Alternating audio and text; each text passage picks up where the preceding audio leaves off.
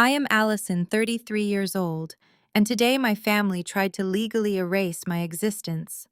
They brought their expensive lawyer to courtroom 4B to strip away my independence and take control of my $3.2 million trust, claiming I was mentally unfit. My mother shoved a medical consent form at my chest, whispering that if I signed it, they might still let me live in their pool house. I just smiled, walked up to the defendant's table, and dropped 5 perfectly tabbed legal folders. They had no idea I was about to destroy their entire world. Before I continue this story, let me know where you are watching from in the comments below. Hit like and subscribe if you have ever had to stand up to family who severely underestimated your worth. The heavy oak doors of courtroom 4B groaned as I pushed them open, the sound echoing through the sterile wood-paneled space. My hands gripped the handles of my worn leather briefcase, my knuckles white against the dark material. I was wearing the same gray suit I had purchased at a thrift store back when I was struggling through community college. It was a calculated choice, a deliberate nod to the narrative my family had constructed about me over the last decade. To them, I was the perpetual failure, the fragile middle child who could never quite get her life together. I barely made it 2 steps down the center aisle before my mother, Patricia, intercepted me. She moved with the practiced grace of a woman who spent her afternoons at charity galas and country clubs, her perfectly tailored designer dress rustling as she blocked my path. She stepped into my personal space, the hard edge of her Prada handbag digging sharply into my ribs. "Go back to the hallway, Allison," she hissed, her voice a venomous whisper designed to carry only to my ears. "You are embarrassing yourself." I looked down at her, taking in the cold calculation in her eyes. This was the same woman who had spent my entire childhood comparing me to my older brother, the same woman who had always treated my independence as a personal insult. I did not move. I did not shrink back. I simply held her gaze. "Sign the medical consent forms right now." She continued, her tone shifting to that false, syrupy concern she always used when she wanted to manipulate me. "If you just let us handle this quietly, we will still let you live in the pool house. You know you cannot manage on your own. You have never been good with money, or with anything else for that matter." Her words were meant to break me, to trigger the old anxieties and self-doubt she had spent years cultivating. Instead, they washed over me like water off a stone. I stepped around her without saying a word, my silence causing a momentary flash of genuine anger to crack her polished facade. As I approached the front of the courtroom, I saw my father, Richard, leaning over the polished mahogany table of the plaintiff's side. He was whispering to his attorney, Mr. Thorne, a man whose hourly rate probably cost more than my car. My father did not even try to hide his contempt when he saw me. He scoffed loudly, the sound carrying clearly across the quiet room. "Look at her," my father said to his lawyer, gesturing toward me with a dismissive flick of his hand. "She is wearing that same cheap suit she wore to community college. I told you she was completely incapable of taking care of herself. This will be over in 5 minutes." Mr. Thorne chuckled, adjusting his silk tie and looking at me with professional pity. Beside them sat my brother, Bradley. At 36, Bradley was the undisputed golden child of the family, a man who had been handed every advantage, every connection, and every bailout he ever needed. He was wearing a custom navy suit, his hair perfectly styled. He did not look like a man whose sister was facing the loss of her basic human rights. He looked like a man waiting for a delayed flight. He caught my eye, offered a mocking smirk, and pointedly checked his solid gold Rolex. To Bradley, stealing my future was nothing more than an inconvenient layover on his path to unearned wealth. The utter arrogance of their display fueled the fire burning in my chest. They were so confident in their victory, so absolutely certain that the narrative they had spun would hold up in a court of law. They had spent my entire life convincing everyone and trying to convince me that I was broken, unreliable, and desperately in need of their control. Now they were trying to use that fabricated history to seize the $3.2 million trust my grandfather had left entirely to me, explicitly bypassing my financially reckless father. They had filed a conservatorship petition claiming I was mentally unfit and financially incompetent, intending to hand full control of my assets over to Bradley.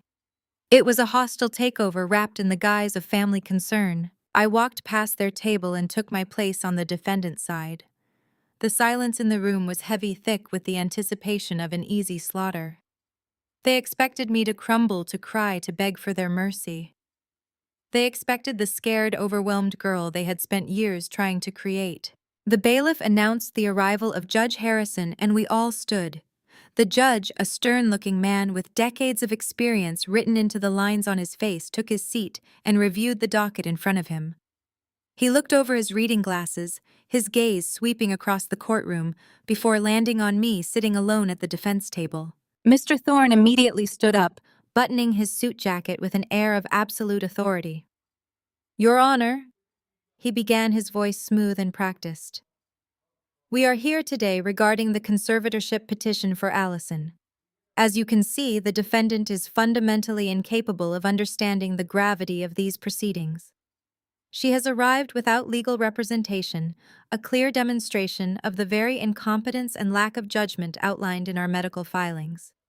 We ask that the court proceed with the emergency orders to transfer control of her estate to her brother Bradley for her own protection." My father nodded solemnly.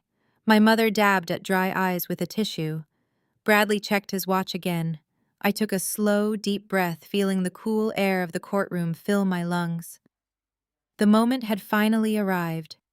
Years of enduring their mockery, years of playing the fool so they would not look too closely at what I was actually doing, all came down to this single breath.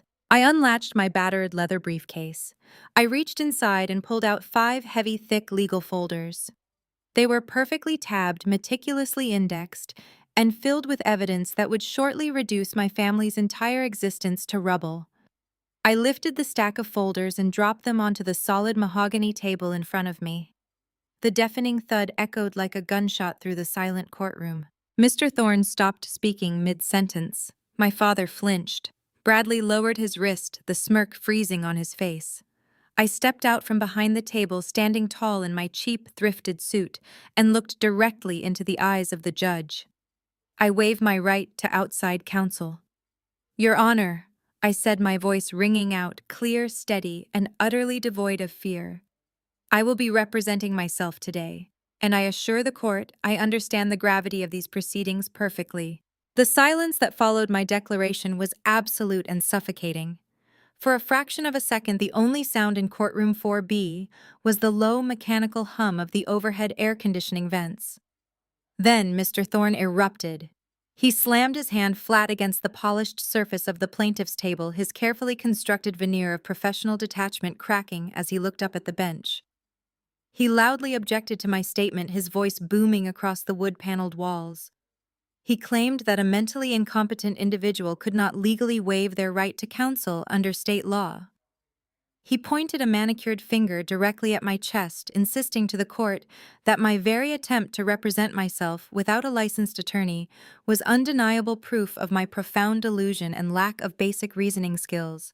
Judge Harrison held up a hand, a sharp, authoritative gesture that silenced the high-priced lawyer instantly. The judge leaned forward over the elevated bench, his gray eyebrows furrowing deeply as he studied me. He took in the sight of my thrifted gray suit, the frayed edges of my collar, and then looked down at the 5 massive, meticulously indexed legal binders resting on the table in front of me. He asked me if I fully comprehended the extreme complexities of probate law and the specific life-altering nature of a conservatorship hearing. I replied that I did, keeping my voice perfectly modulated and maintaining direct, unwavering eye contact with the bench. I stated clearly for the court record that I was fully prepared to defend my personal autonomy and my financial estate against what I knew to be a fraudulent and malicious petition. Mr. Thorne practically vibrated with indignation at my response. He stepped out from behind his table, moving into the center aisle to address the judge with an urgent, deeply patronizing tone. He stated that the court needed to understand the sheer magnitude of the assets currently at risk. He laid out the immediate stakes, pacing back and forth. He announced that just 6 months ago, my late grandfather had passed away, leaving behind an irrevocable trust valued at exactly $3.2 million. Mr. Thorne dramatically gestured toward my father, Richard portraying him to the court as a grieving, deeply responsible patriarch, who was only sitting in this courtroom today out of a desperate desire to protect his deeply troubled daughter. The lawyer told the judge that the grandfather's estate was vast, highly liquid, and complex, and that placing a sum of that magnitude in the hands of a woman with my documented history of erratic behavior was a guaranteed recipe for total financial ruin. He painted a vivid, pathetic picture of me as a helpless, confused spinster living in a tiny apartment, a woman who would inevitably squander millions of dollars in a matter of weeks if left to her own devices. I did not wait for the judge to ask for my response to his theatrical speech. I stood up incredibly straight, my voice cutting through the heavy, tense air of the courtroom like a blade. I formally objected to opposing counsel, testifying on behalf of the deceased. I told Judge Harrison that Mr. Thorne was conveniently omitting the core legally binding directive of the trust documents.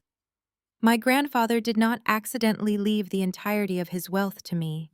He deliberately and legally bypassed his only son. I turned my head and looked directly at my father, watching the color drain completely from his face as I spoke the ugly truth aloud for the official court record. I stated that my grandfather had spent the last 10 years of his life watching Richard run 3 separate, highly lucrative family businesses completely into the ground. He had watched my father gamble away generationally accumulated assets and narrowly avoid absolute bankruptcy only through quiet, desperate bailouts funded by my grandfather's diminishing retirement accounts. The $3.2 million was left entirely in my name and under my sole control, specifically to keep it out of the hands of a financially reckless, irresponsible man who could not manage his own checking account, let alone be trusted to oversee a multi-million-dollar estate. My father jumped out of his heavy wooden chair, his face flushing a dangerous, volatile shade of crimson. He shouted across the room that I was lying to the court. He yelled that I was a sick, ungrateful, paranoid child, spinning wild fantasies because I had gone off my prescribed medication. Judge Harrison grabbed his wooden gavel and slammed it down hard against the sound block, the sharp, violent crack silencing my father instantly. The judge sternly warned the plaintiffs that one more emotional outburst of that nature would result in Richard being forcibly removed from the courtroom by the bailiff. The judge then turned his piercing, critical gaze back to Mr. Thorne, demanding to know the exact legal and medical basis for their extreme claim of my mental incompetence. Mr. Thorne scrambled to recover his footing, hastily opening a file and referencing the petition they had submitted. He claimed that their intended conservator, my older brother Bradley, was a highly successful tech entrepreneur who was perfectly suited to manage my daily affairs and complex financial portfolio. Mr. Thorne insisted that Bradley was willingly stepping up to take on this massive burden out of pure familial devotion, sacrificing his own valuable time to save his little sister from her own destructive tendencies. At the mention of Bradley and his supposed business acumen, I did not bother looking at my brother.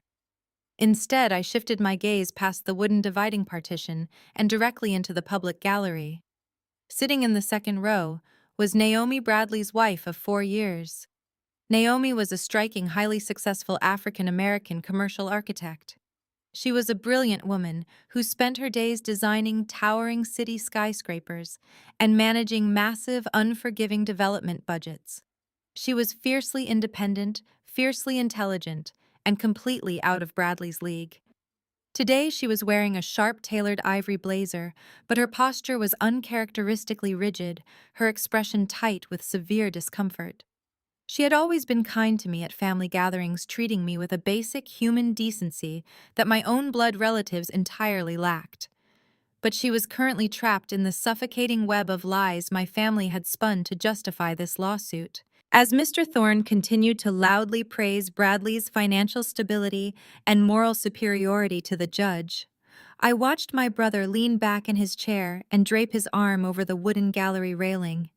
He reached out and placed a highly possessive, controlling hand on Naomi's knee. Even from the defendant's table, I could read his lips and hear the faint, sickeningly sweet whisper he directed at her. He told his wife not to look at me. He whispered that Allison was completely off the rails today, that my aggressive, articulate behavior in the courtroom was just a manic symptom of my illness flaring up. He gently rubbed her knee, assuring his wife that they were putting me through this legal nightmare for my own good, to finally force me to get the psychiatric help I so desperately needed. But Naomi was an architect. She built foundations for a living, and she knew exactly how to spot structural instability. Her dark eyes darted from Bradley's manipulative, overly soothing face down to where I stood in the well of the court. She looked at my perfectly straight spine. She looked at the meticulously organized, color-coded legal binders resting on my table. She saw the calm, measured, and ruthlessly efficient way I had just decimated her father-in-law's financial history without ever raising my voice or shedding a single tear. The pathetic, crazy narrative Bradley had fed her for months simply did not match the undeniable reality unfolding directly in front of her. A woman having a severe psychotic break did not confidently cite probate code, nor did she cross-reference trust documents with such lethal precision. I could see the heavy seeds of doubt taking root in Naomi's mind. It was a tiny, irreparable fracture in the pristine image she held of her husband and his wealthy, prestigious family. When her eyes finally met mine across the crowded, tense room, she looked profoundly torn. She was caught directly between her marital loyalty to her husband and the undeniable, terrifying truth she was currently witnessing. I did not break the visual connection. I did not offer her a pleading look, nor did I project a silent cry for help. Instead, I let a very cold, deeply knowing smile touch the corners of my mouth. It was not a friendly gesture. It was a silent promise. A promise that everything she thought she knew about the man she had married was about to be burned completely to the ground. Naomi swallowed hard, her throat bobbing visibly, and she slowly pulled her knee away from Bradley's, grasping hand shifting her weight back into the hard wooden pew to distance herself from him. Judge Harrison cleared his throat loudly, drawing my attention away from the gallery and back to the elevated bench. He folded his hands together, his expression turning incredibly serious and grim. He addressed me directly, his tone carrying the heavy, unforgiving weight of the judicial system. He stated that a conservatorship proceeding was not a trivial matter to be taken lightly or fought as a point of stubborn pride. He warned me that if the plaintiff succeeded today, I would instantly lose my fundamental human civil rights. I would lose the right to sign a basic apartment lease, the right to make my own medical decisions, the right to vote in an election, and the right to access a single penny in my own bank accounts. I would be entirely stripped of my personhood, under the eyes of the state, reduced to the legal status of a child. He further warned me that Mr. Thorne was a seasoned, aggressive litigator with decades of specialized experience, destroying opponents in probate court. The judge leaned forward, his voice echoing in the quiet room. He asked me one final time if I was absolutely certain I wanted to formally reject the appointment of a court-provided public defender. He demanded to know exactly where my lawyer was, suggesting with a hint of impatience that perhaps they were simply running late or stuck in downtown traffic. The entire courtroom seemed to hold its collective breath.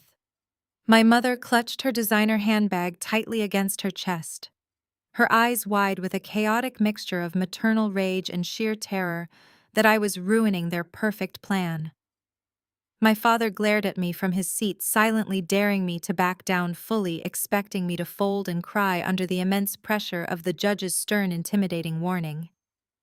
Bradley sat back in his chair, crossing his arms over his expensive suit, still foolishly clinging to the belief that this was all just a pathetic temporary tantrum that would inevitably end in my total humiliating surrender. I let the heavy silence stretch for a long moment, allowing the absolute gravity of the situation to settle completely over the room. I looked dead at my father, absorbing the decades of relentless condescension, financial manipulation, and psychological control that radiated from his rigid posture. I looked at my older brother who was already mentally spending my grandfather's millions to save his failing startup. Then I turned my gaze back to Judge Harrison, my stance unwavering, my voice steady, resonant, and resolute. "I appreciate your concern for my rights, Your Honor."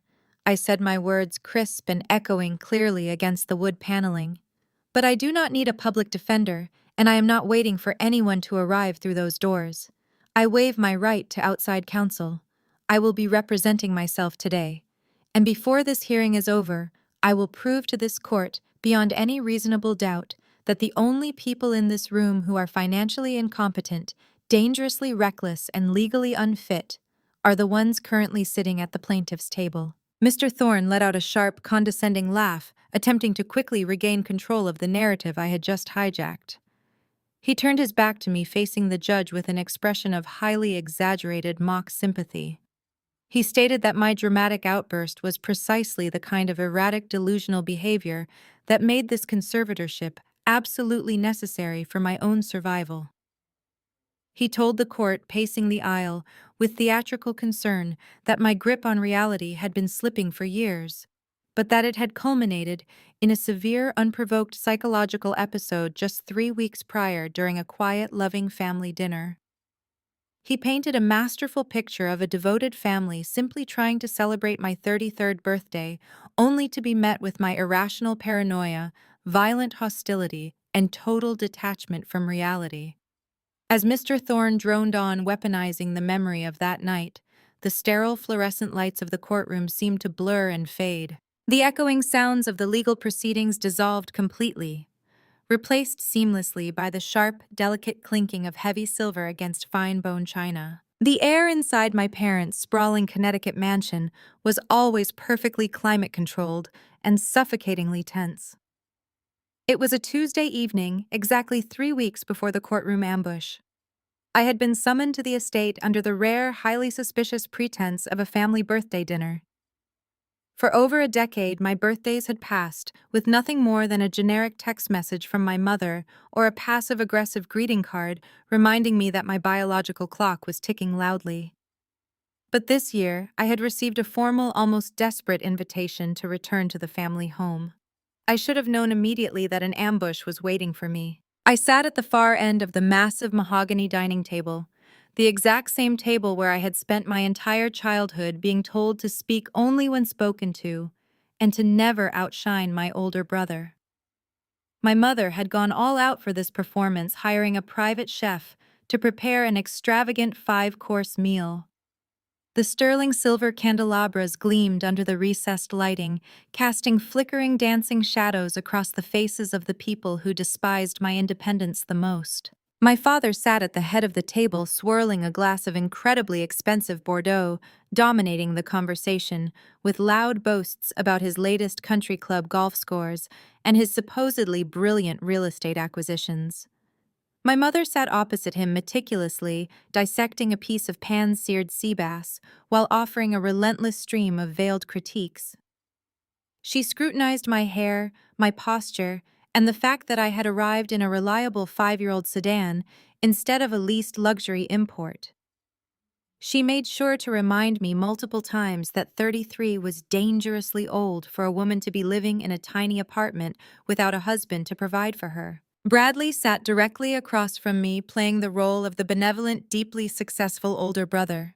He wore a cashmere sweater topping off my wine glass and smiling with a calculated warmth that never quite reached his cold, assessing eyes. His wife Naomi was notably absent from the table, supposedly stuck at her commercial architectural firm, reviewing late blueprints for a downtown high-rise. I ate my food in measured, careful bites, keeping my facial expressions completely neutral. I knew this was a highly choreographed performance. I knew the lavish meal, the forced brittle smiles, and the expensive vintage wine were nothing more than a velvet-draped prelude to a massive financial demand. I simply waited in silence for the other shoe to drop. It happened right after the dinner plates were cleared away by the silent catering staff. The private chef brought out a beautiful, towering, tiered chocolate cake with a single elegant candle burning in the center.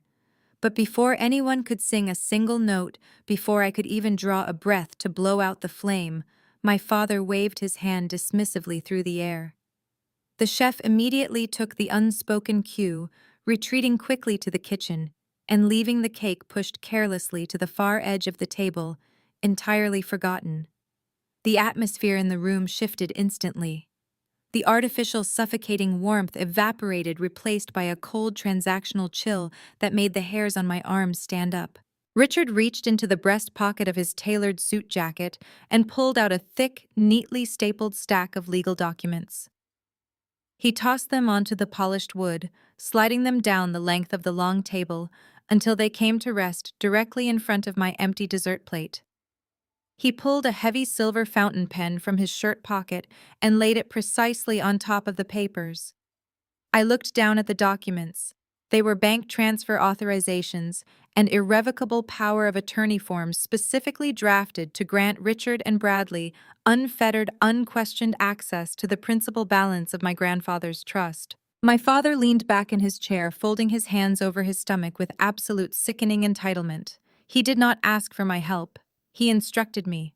He told me that Bradley's tech startup had hit a minor temporary bump in the road. He used slick words like liquidity crisis and bridge financing, attempting to dress up Bradley's massive financial failures in respectable corporate jargon.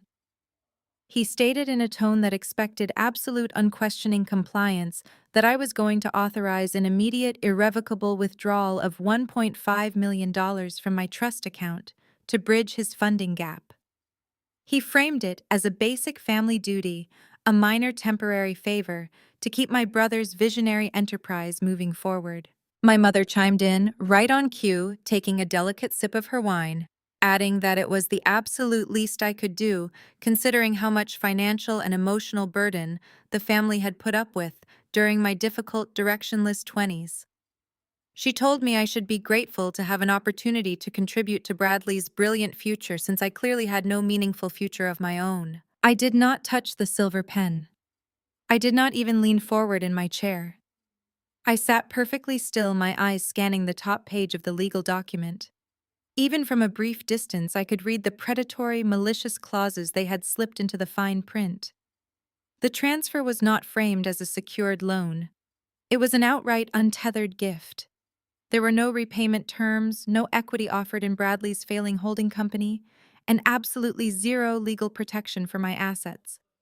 If I signed that paper, $1.5 million would vanish instantly into the black hole of Bradley's crushing debt, completely untraceable and totally unrecoverable. I looked up from the papers, my gaze moving methodically from my mother's expectant face to my father's, demanding glare, and finally settling on Bradley.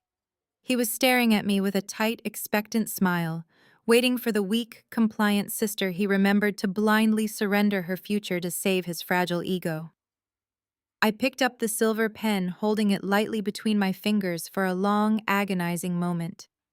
I watched their shoulders drop slightly, a collective sigh of relief passing through them as they anticipated their easy victory. Then I placed the pen gently back onto the wooden table and pushed the heavy stack of documents away from me. I am not signing this, I said, my voice quiet but carrying an absolute unbreakable finality. The silence that followed was deafening. My mother gasped a sharp, dramatic intake of breath, as if I had just slapped her across the face. My father sat forward abruptly, his expression darkening into a thunderous, furious scowl.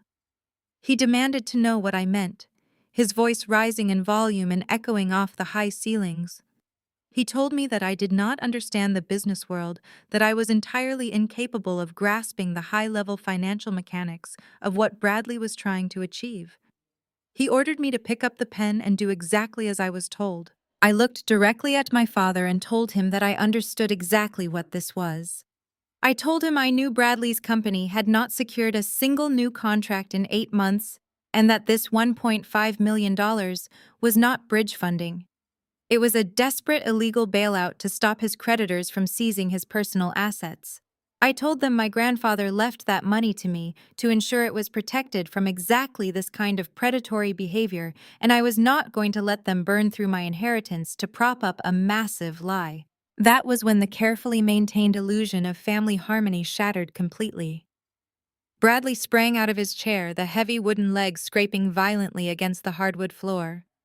The charming, supportive brother vanished in an instant, replaced by a desperate, furious man accustomed to taking whatever he wanted without consequence. He slammed both of his fists down onto the dining table, the brutal force rattling the crystal glasses and shaking the untouched birthday cake.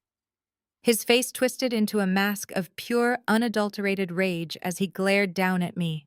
"You owe us!" Bradley screamed, the veins in his neck bulging as his charming facade instantly shattered into a million pieces. "You owe this family everything. That money was supposed to be mine." Bradley's face was flushed dark red, his chest heaving, as his true, ugly nature finally breached the polished, charming exterior he presented to the world. I sat perfectly still, expecting my parents to intervene to reprimand my brother for screaming and slamming his fists at a family dinner. But in the twisted, toxic ecosystem of my family, Bradley's rage was always treated as completely justified, and my personal boundaries were always treated as a profound insult. My mother did not tell him to lower his voice. She did not express shock at his behavior. Instead, Patricia calmly picked up her heavy crystal wine glass, took a slow, delicate sip of her expensive Bordeaux, and turned her sharp, calculating gaze directly toward me. She told me to stop being so terribly dramatic and difficult. She said Bradley was simply passionate about his work, a true visionary who was changing the landscape of modern technology, whereas I was completely lacking in basic ambition. Her voice was smooth and even, carrying the lethal, practiced precision of a surgeon's scalpel as she methodically began to list my supposed life failures for the entire table to hear. She reminded me loudly that I lived in a cramped, unglamorous one-bedroom apartment across town, deliberately ignoring the fact that I paid for it entirely with my own earned income, so I would not have to rely on them. She pointed out that I was 33 years old and completely unmarried, suggesting with a condescending sigh that my lack of a wealthy husband was a severe character defect rather than a personal choice. She called my freelance career a cute little hobby, insisting that typing on a laptop all day in a tiny living room was not real work and certainly did not qualify me to manage a massive financial estate. According to my mother, I was never meant to have that $3.2 million trust in the first place. She looked at me with an expression of profound manufactured pity and stated that my grandfather had only put my name on the account as a simple placeholder. She claimed it was a temporary, meaningless holding measure until Bradley was mature enough to claim his rightful inheritance. It was a staggering, bold-faced rewrite of our family history. My grandfather had explicitly told me, holding my hand on his deathbed, that the money was specifically for me to build an independent, secure life far away from my father's financial toxicity. But Patricia spoke with such absolute, unwavering conviction that for a fleeting second, the old, deeply conditioned part of my brain almost believed her.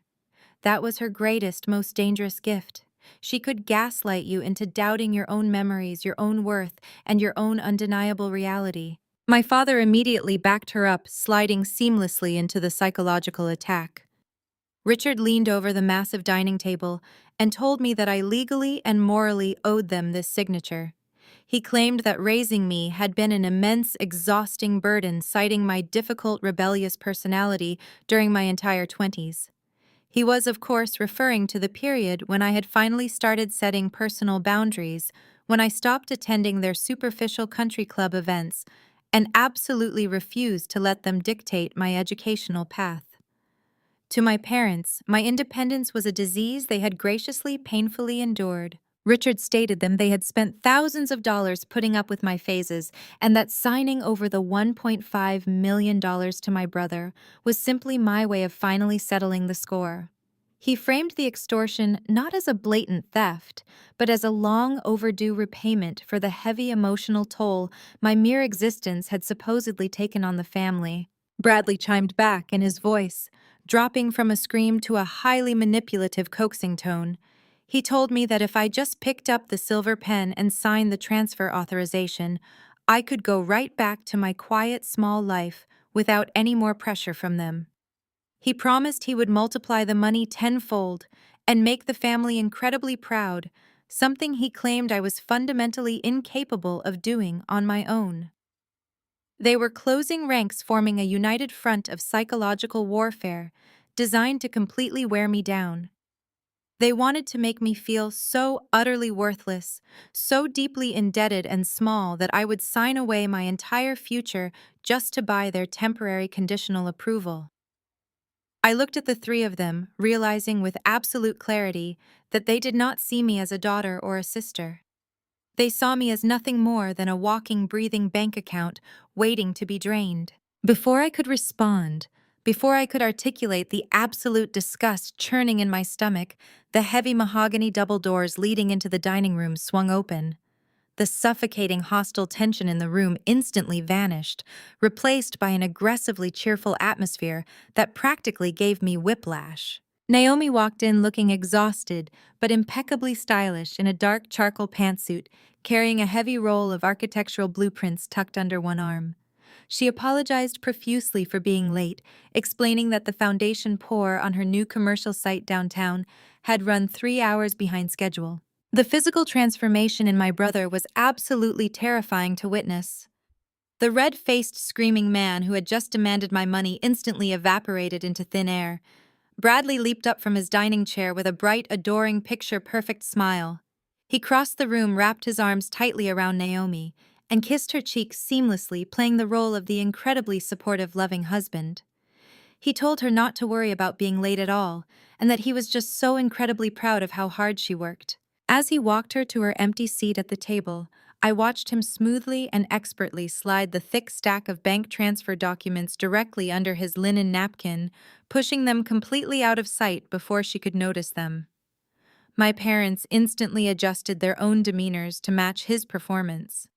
My mother greeted Naomi with a warm, musical laugh, offering her a glass of expensive wine and asking about her construction project with feigned polite interest. I sat frozen in my chair, watching the horrifying theatrical performance unfold. Naomi took her seat, smiling gratefully at Bradley and apologizing to me for missing the birthday cake cutting. She looked at my brother with genuine, tired affection, completely unaware of the raging monster who had just been pounding his fists on the table demanding my inheritance. In that exact moment, the final devastating puzzle piece clicked into place in my mind. Naomi had absolutely no idea. She was the primary breadwinner in their household, a highly successful commercial architect with a pristine credit score and significant hard-earned personal assets. Bradley was hiding his massive corporate bankruptcy from his own wife. He was trying to extort $1.5 million from my trust fund tonight, because if he did not get that emergency bridge financing, Naomi was going to find out that he had secretly leveraged their entire life to cover his continuous failures. She did not know about the missing corporate payroll, the mounting aggressive debts, or the hidden offshore accounts. She was an unwitting, innocent pawn in his desperate, fraudulent game of survival. I looked at Naomi, seeing the tired, stressed lines around her eyes, recognizing the sheer effort she put into building a real, honest life, only to be chained to a man who was actively destroying it behind her back. I felt a massive surge of protective, righteous anger. But I knew that exposing Bradley right here, right now, in the middle of this dining room would only result in my family gaslighting Naomi just as heavily as they had tried to gaslight me. They would spin my words, call me paranoid and crazy, and convince her that I was just trying to ruin their perfect marriage out of petty, bitter jealousy. If I was going to take the golden child down, I needed undeniable, bulletproof evidence. I needed to move in total silence. I stood up from the table, the abrupt movement drawing everyone's immediate attention. I ignored the untouched dessert plate, ignored the crystal glasses, and ignored my brother's panicked, wide-eyed warning glare. I calmly picked up my wool coat from the back of my chair.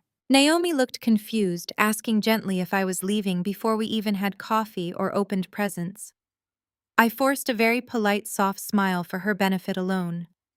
I told her that it was getting quite late, and I had a very early morning of work ahead of me. I told her it was wonderful to see her, and I genuinely meant it. As I slipped my arms into my coat sleeves, the pleasant, welcoming facade my parents had erected for Naomi's benefit completely shattered. My father realized I was actually walking away. He realized I was leaving the bank documents unsigned and hidden under the linen napkin. The sheer panic of impending financial ruin overrode his ability to play the gracious host. Richard stood up violently, his heavy wooden chair tipping backward and hitting the floor with a loud, aggressive crack. He did not care that Naomi was watching in confusion. He did not care about keeping up appearances anymore. He marched toward the dining room exit, using his large frame to physically block my path to the front hallway. His face was twisted into a mask of pure desperate cruelty. "If you walk out that door!" he shouted, his voice echoing violently through the grand high-ceilinged house. "I will have you declared legally incompetent."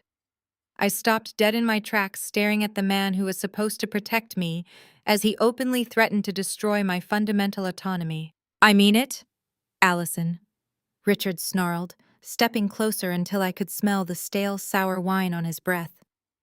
"You think you are so smart living in your pathetic little apartment, refusing to help your own flesh and blood when we need you? But you are sick. You have always been sick and delusional. If you do not turn around, sit back down and sign those papers right now, I will file a conservatorship tomorrow morning. I have the doctors to do it.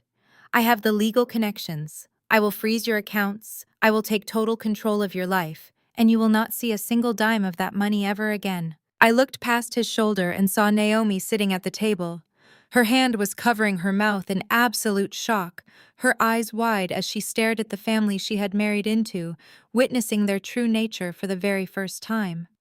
I looked back at my father, memorizing the exact furious lines of his greedy face. I did not argue with him. I did not cry.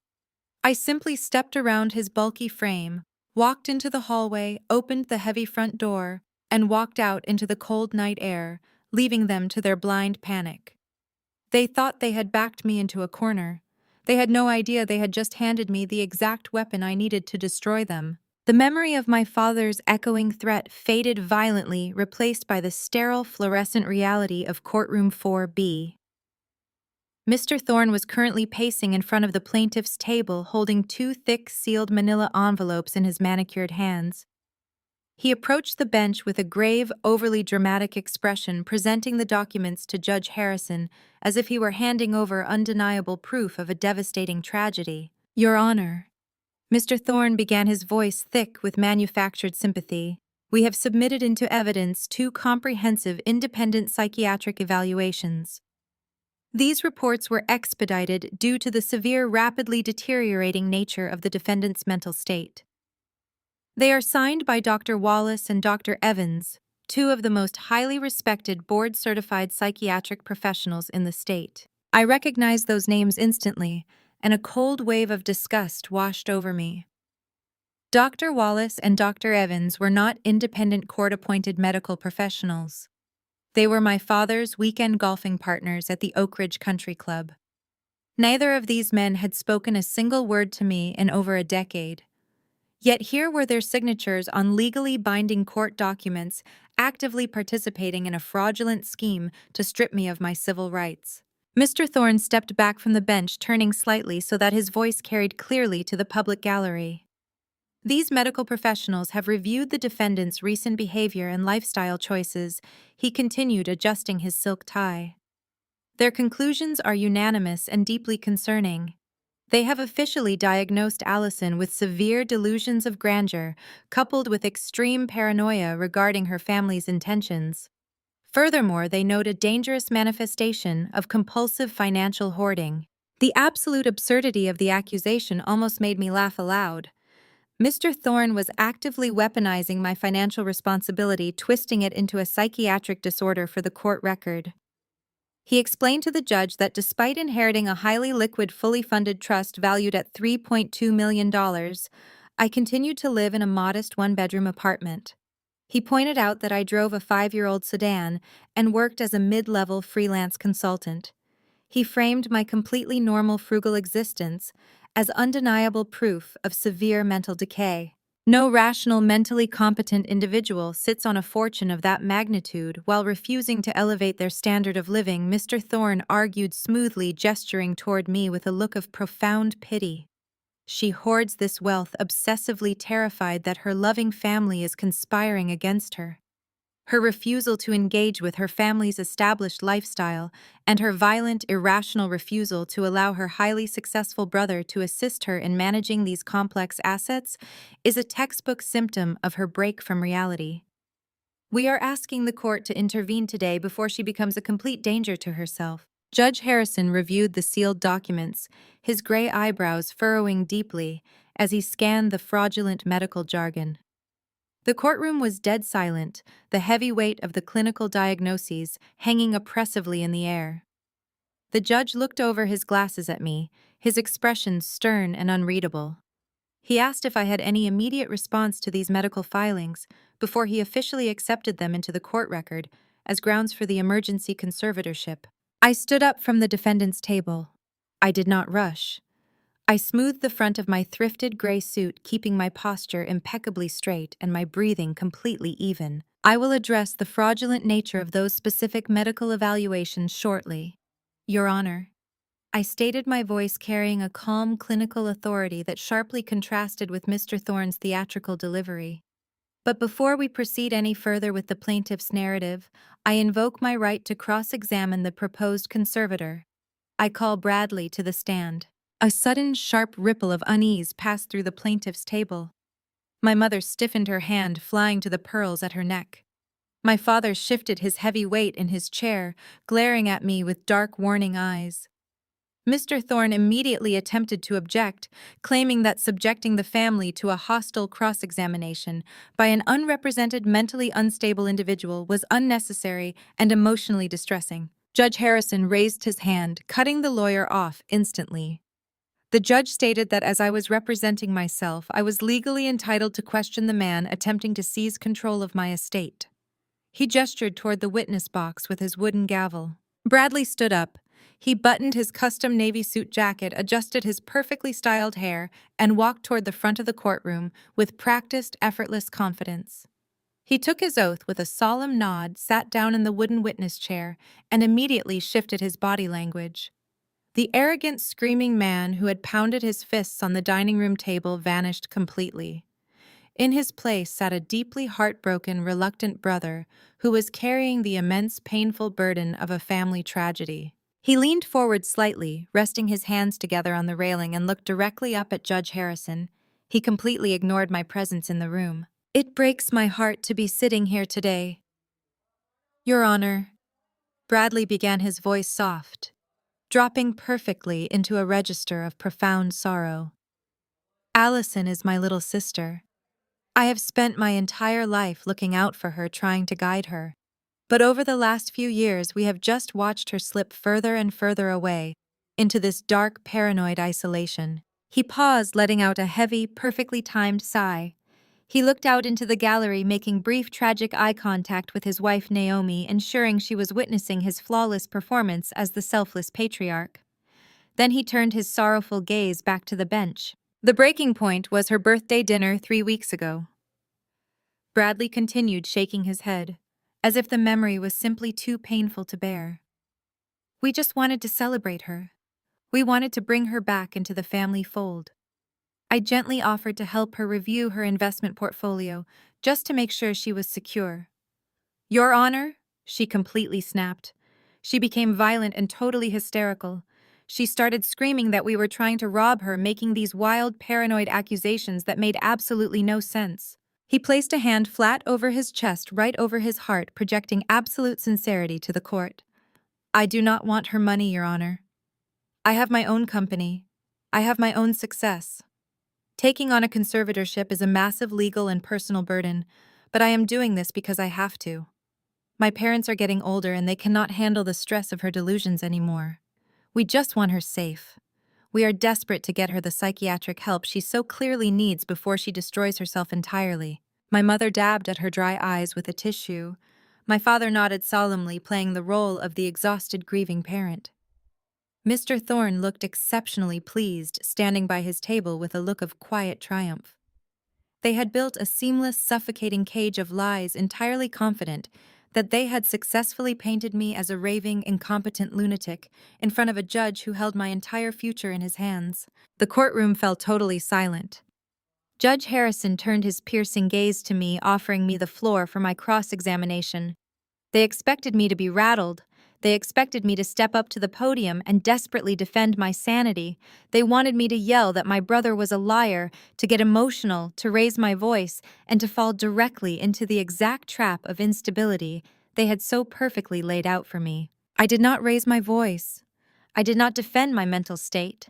I did not even acknowledge his pathetic, tearful monologue about my supposed illness. I simply walked over to my defense table. I unlatched the first of my 5 meticulously organized heavy legal binders. I flipped past the first few color-coded dividers, my movements deliberate, calm, and entirely unhurried.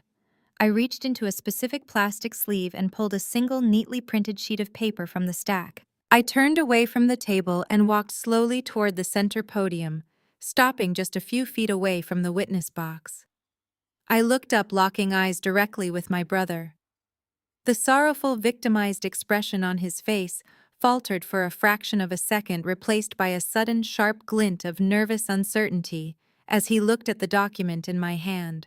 "Let us talk about your safety, Bradley," I said, my voice ringing out clear, steady, and razor-sharp across the silent courtroom. "Specifically, let us talk about the safety of your corporate bank accounts." The charming, sorrowful mask my brother had so carefully applied completely slipped, revealing the panicked, cornered man underneath. Bradley gripped the polished oak railing of the witness box, his knuckles instantly turning a stark, bloodless white. He let out a short, breathy chuckle, attempting to project an air of casual dismissal, but his eyes darted frantically toward his attorney. Mr. Thorne shot up from the plaintiff's table as if he had been physically struck. He practically shouted his objection, his voice echoing sharply off the high ceilings. He argued that my line of questioning was highly inappropriate, entirely irrelevant to the medical focus of the hearing, and a blatant, malicious attempt to harass a witness who was only there to help me. He waved his hands dismissively, demanding that Judge Harrison strike my question from the official court record immediately. I did not retreat. I turned my body to face the elevated bench, standing tall and projecting my voice with absolute, unwavering clarity. I calmly stated that the plaintiff's entire petition hinged on the premise that I was financially incompetent and required a conservator to manage my daily affairs. I pointed directly at my brother in the witness box and told the judge that the proposed conservator's own financial fitness, his ethical track record, and his current desperate need for liquid capital were the absolute undeniable center of this hearing. I argued that if the court was being asked to hand over $3.2 million of my personal assets to this man, the court first needed to understand exactly what he intended to do with it. Judge Harrison stared at me for a long, heavy moment. He looked down at Mr. Thorne, who was red-faced and visibly sweating, and then over to Bradley, who was suddenly struggling to maintain eye contact. The judge adjusted his reading glasses, picked up his wooden gavel, and overruled the objection. He instructed me to proceed, warning me to keep my questions strictly tied to the financial viability of the proposed conservator. I thanked the judge, turning my attention entirely back to my brother. I opened the heavy metal rings of my first binder. The sharp mechanical snap echoed loudly in the dead silence of the courtroom. I pulled out a thick stack of stapled documents, separated them into 3 identical piles, and handed 2 of them to the bailiff to distribute to the judge and opposing counsel. I announced to the court that I was submitting Exhibit A, the certified corporate tax returns, operating expense reports, and current bank ledger balances for Bradley's highly praised tech firm, Innovate Solutions. I watched closely as Mr. Thorne frantically flipped through the pages, his face draining of color, as he realized the sheer volume and accuracy of the financial data I had somehow acquired. I stepped up to the wooden podium, gripping the edges lightly. I looked right through Bradley's expensive custom suit and directly into his mounting terror. "You just testified under oath that you are a highly successful tech entrepreneur," I said, my voice steady and relentless. "You claim that you do not need my money and that you are only taking on this conservatorship out of familial duty. But the numbers paint a very different, very desperate reality.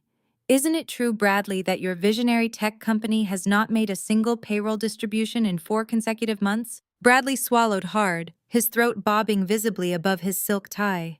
He shifted his weight, attempting to lean forward and project his usual arrogant authority. He stammered slightly, insisting that the tech sector was experiencing a temporary industry-wide downturn. He tried to brush off the accusation by claiming it was merely a minor cash flow bottleneck due to delayed client invoices, a standard operational hurdle that any real business owner would easily understand. I did not let him breathe. I immediately pulled out my next document, submitting Exhibit B into the court record. I held the paper up for him to see. If this is simply a standard cash flow delay, I countered, my tone dropping into a freezing clinical register. Then perhaps you can explain to this court why exactly 7 days ago you wired $600,000 from your dwindling corporate operating account directly into a hidden, untraceable offshore LLC registered in the Cayman Islands. You intentionally drained your own business accounts, leaving your 72 loyal employees with bounced checks and empty promises, all while hiding assets from your mounting list of aggressive domestic creditors. The reaction in the courtroom was instantaneous and chaotic. My father Richard, who had spent the entire morning glaring at me with utter contempt, suddenly whipped his head around to stare at his golden child. Richard was a man who worshipped wealth and status above all else, and he had poured hundreds of thousands of dollars of his own diminishing capital into Bradley's company. I could see the devastating realization crashing over my father. He had absolutely no idea his son was sinking, nor did he know about the offshore accounts. The unified, impenetrable front my family had built to destroy me was already beginning to fracture from the inside out. My mother pressed her manicured hand over her mouth, letting out a soft, horrified gasp. Mr. Thorne was on his feet again, frantically objecting and claiming these documents were unverified, but Judge Harrison silenced him with a harsh, booming reprimand.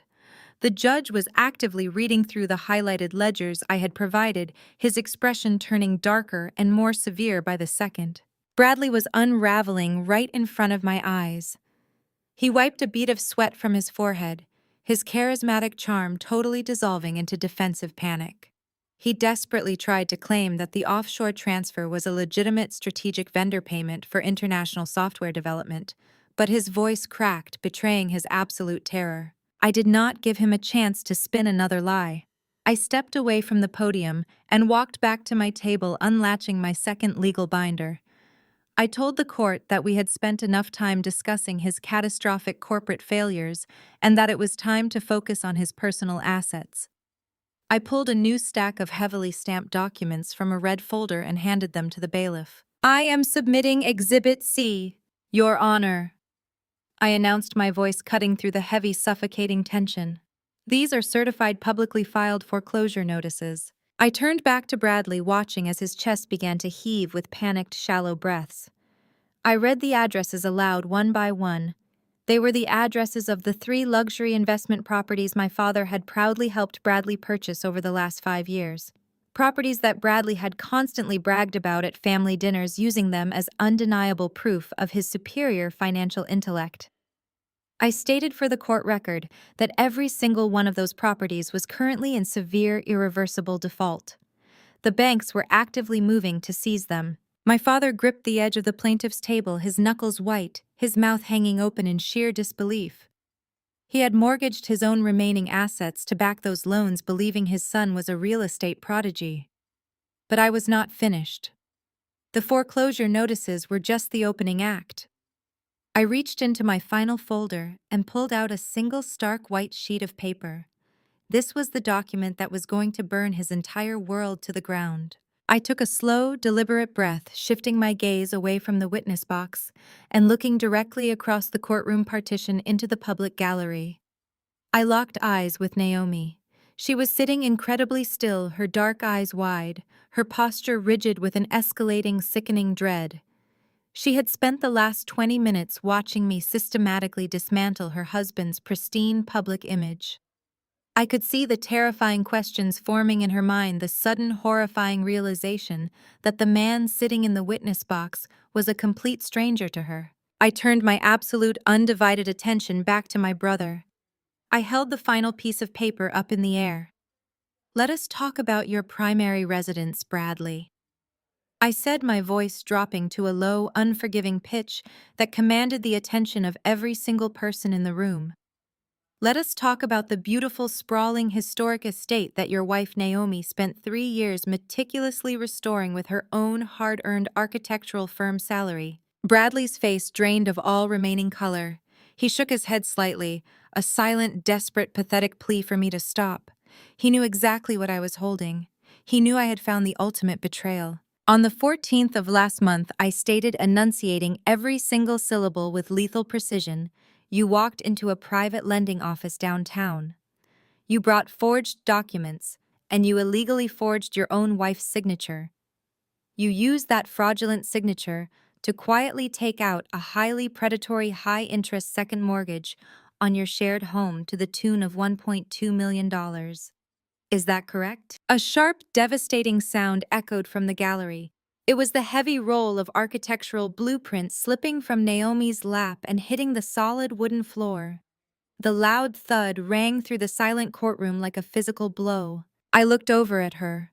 The color had completely vanished from Naomi's beautiful face. Her hands were trembling visibly as she gripped the back of the pew in front of her. She was the primary breadwinner. She had pristine credit. She had built that home with her own money, and she had just discovered in the middle of a crowded courtroom that her husband had secretly illegally mortgaged their entire future to cover his catastrophic hidden failures. She realized that she was now legally tied to a massive fraudulent debt she knew absolutely nothing about. Bradley lunged forward in the witness box, ignoring the judge, ignoring his lawyer, and staring wildly into the gallery. He gripped the microphone, his voice cracking with sheer, unadulterated panic. "Naomi, baby, please." He begged, his words tumbling over each other. "Do not listen to her. She is sick.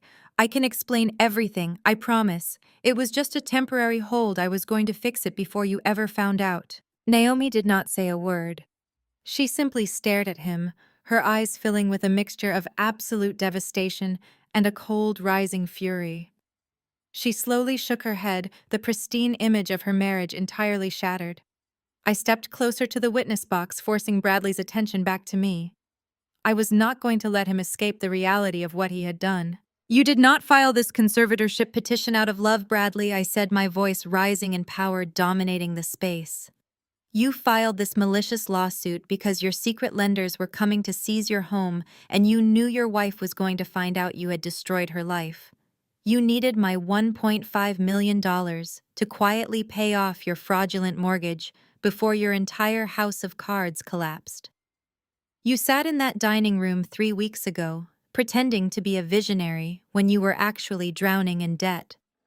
You did not come to this courtroom to save my mind. You came here to steal my future to save your own pathetic skin." Bradley completely snapped. The pressure, the public humiliation, and the sudden, violent destruction of his marriage broke whatever thin, polished veneer of sanity he had left. The sweat was pouring down his face, soaking into the collar of his expensive custom shirt. The charming, untouchable golden child was entirely gone, replaced by a cornered, vicious animal. He shot up from the witness chair, ignoring the bailiff who stepped forward. He gripped the wooden railing of the box, leaning over it, his face turning a dark, volatile shade of purple. He pointed a shaking, aggressive finger directly at my face, screaming at the top of his lungs, his voice echoing violently against the walls. "You are making this up!" he roared, completely losing his composure as the judge's gavel began to bang loudly behind him. "You are insane. You do not know how to read a basic ledger, you college dropout." The echo of my brother's furious screaming insult slammed against the heavy oak panels of the courtroom. His face was a mask of volatile, uncontrollable rage, his chest heaving as he gripped the railing of the witness box, breathing heavily like a cornered animal. I did not flinch. I did not step back. I stood perfectly still, letting the absolute silence of the room stretch out for a long, agonizing moment, allowing every single person present to witness the undeniable, violent instability of the man who was petitioning to manage my life. Judge Harrison brought his wooden gavel down with the force of a gunshot. The sharp crack made my mother jump in her seat. The judge leaned entirely over his elevated bench, his face flushed with deep judicial anger.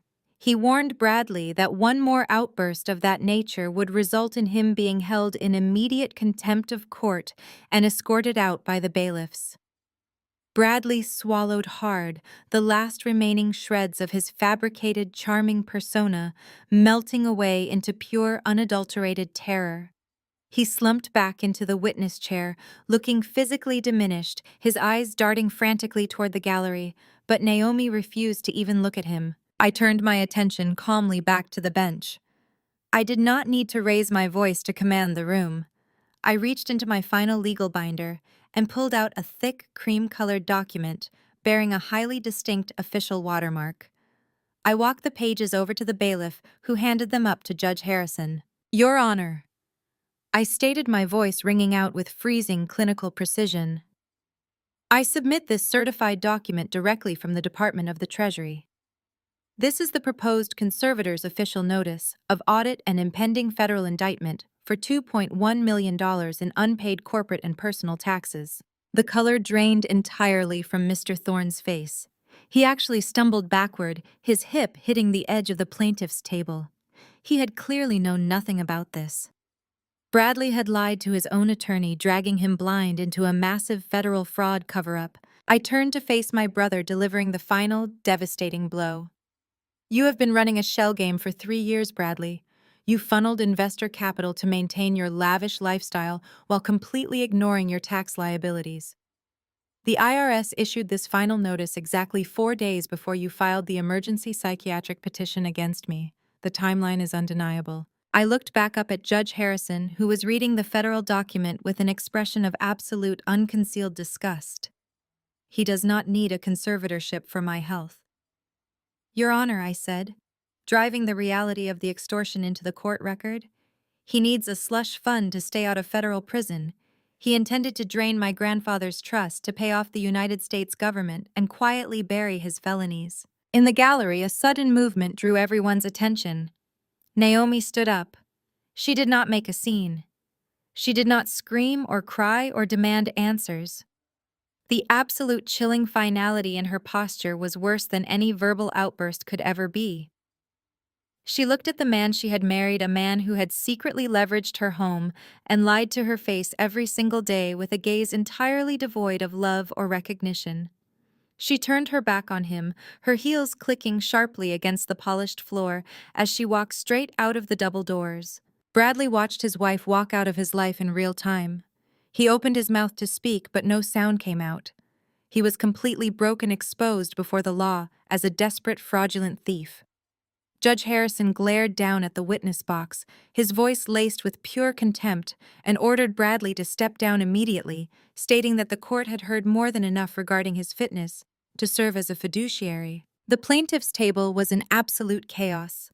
My father was fiercely whispering at Mr. Thorne, his face purple with rage, while the attorney frantically shuffled through his remaining paperwork, desperately trying to salvage a case that had just violently imploded.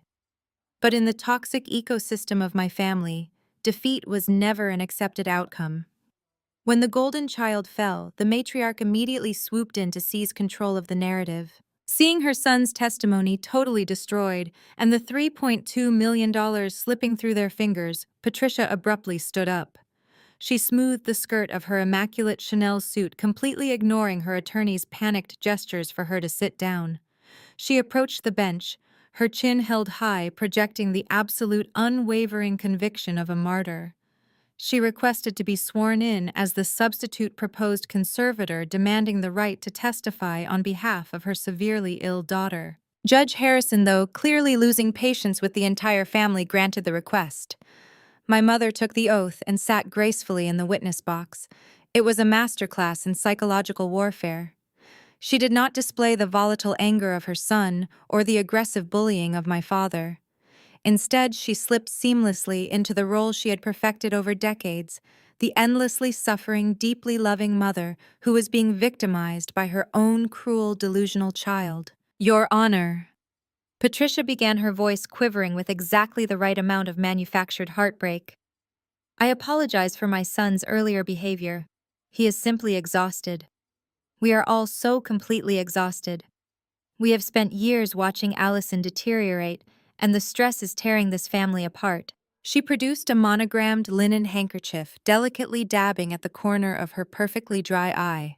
She then launched into a brilliant, highly calculated assassination of my character, methodically spinning my healthy independence into a terrifying psychiatric crisis. She testified that I lived in absolute squalor, describing my clean, safe, fully funded one-bedroom apartment as a dangerous, isolated hovel.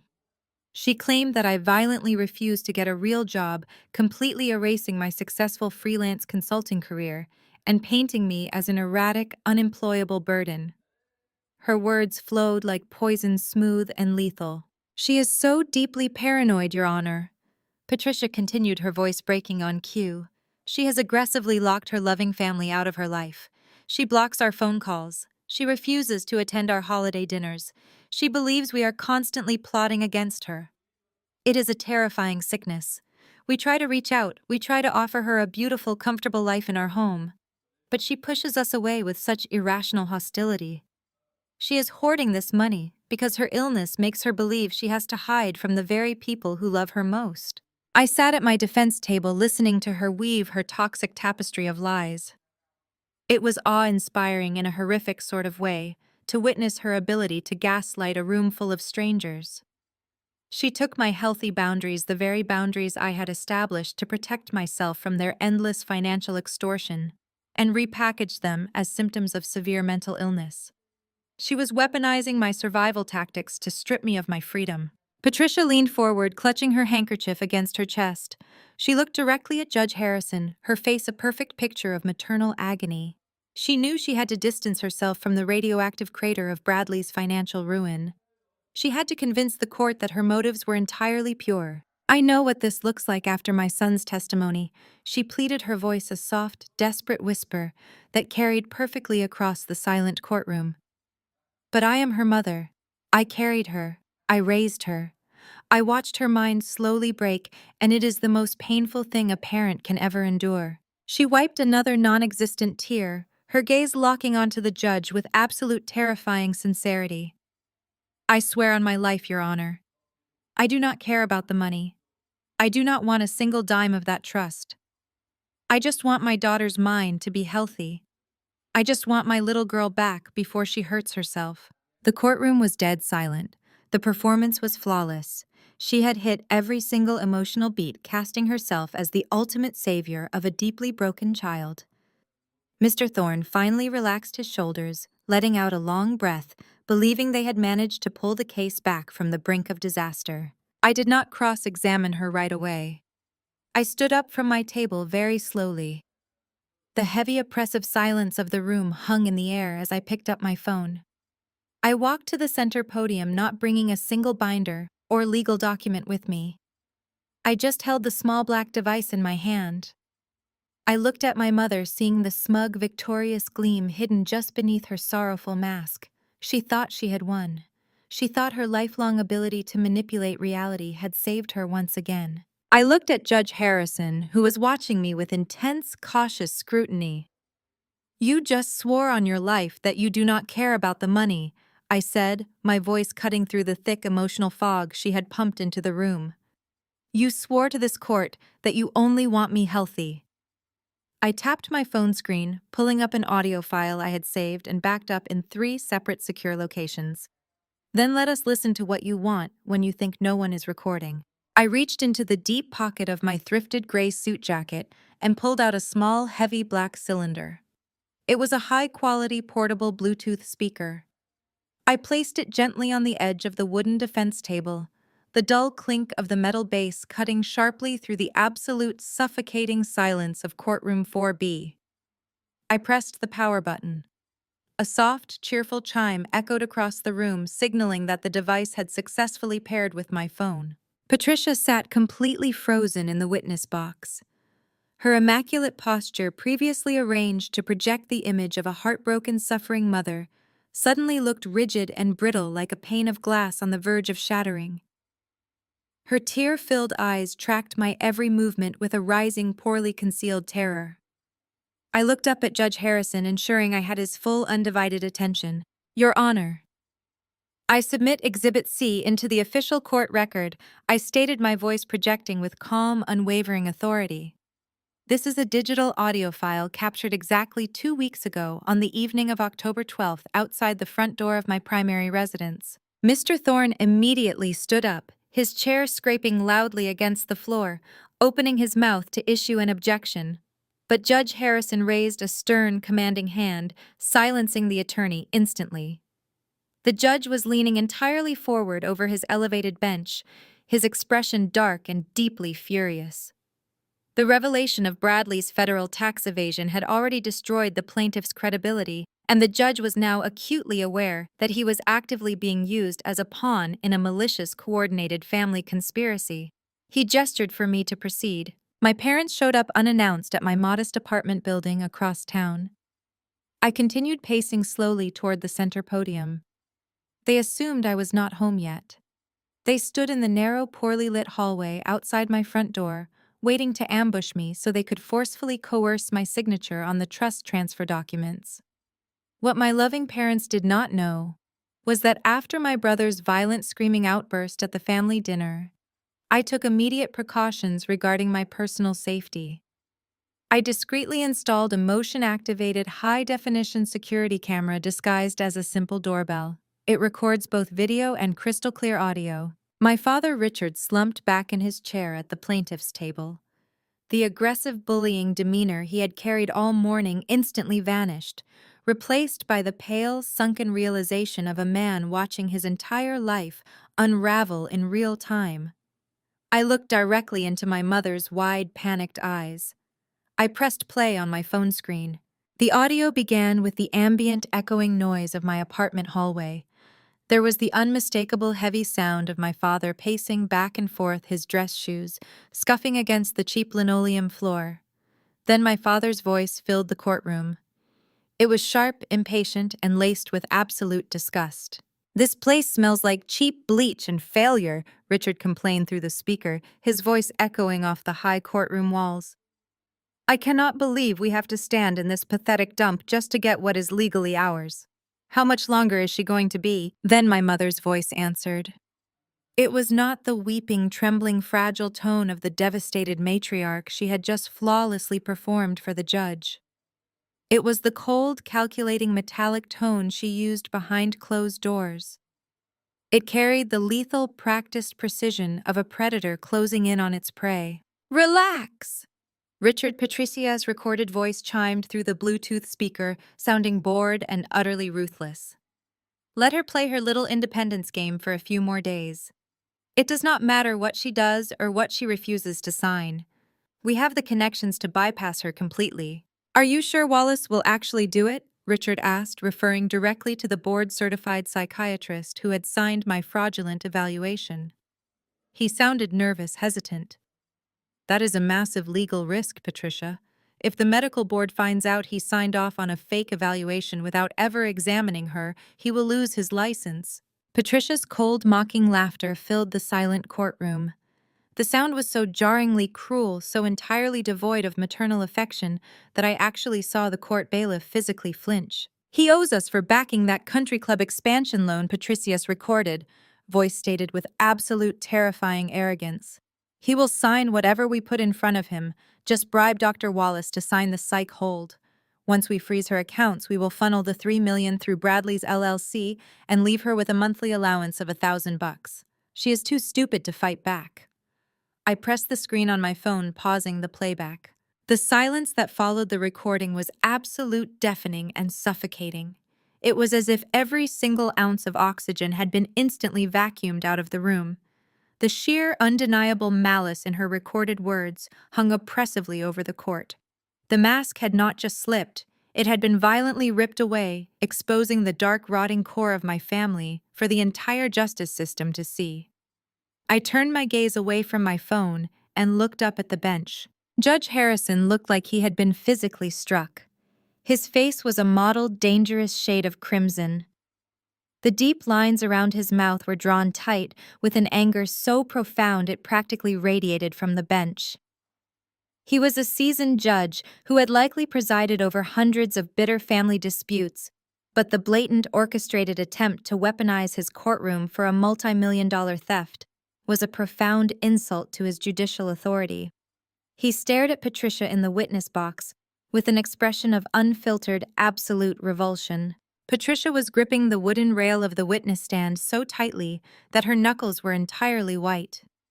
The pristine, tearful victim act she had maintained just moments before was entirely gone.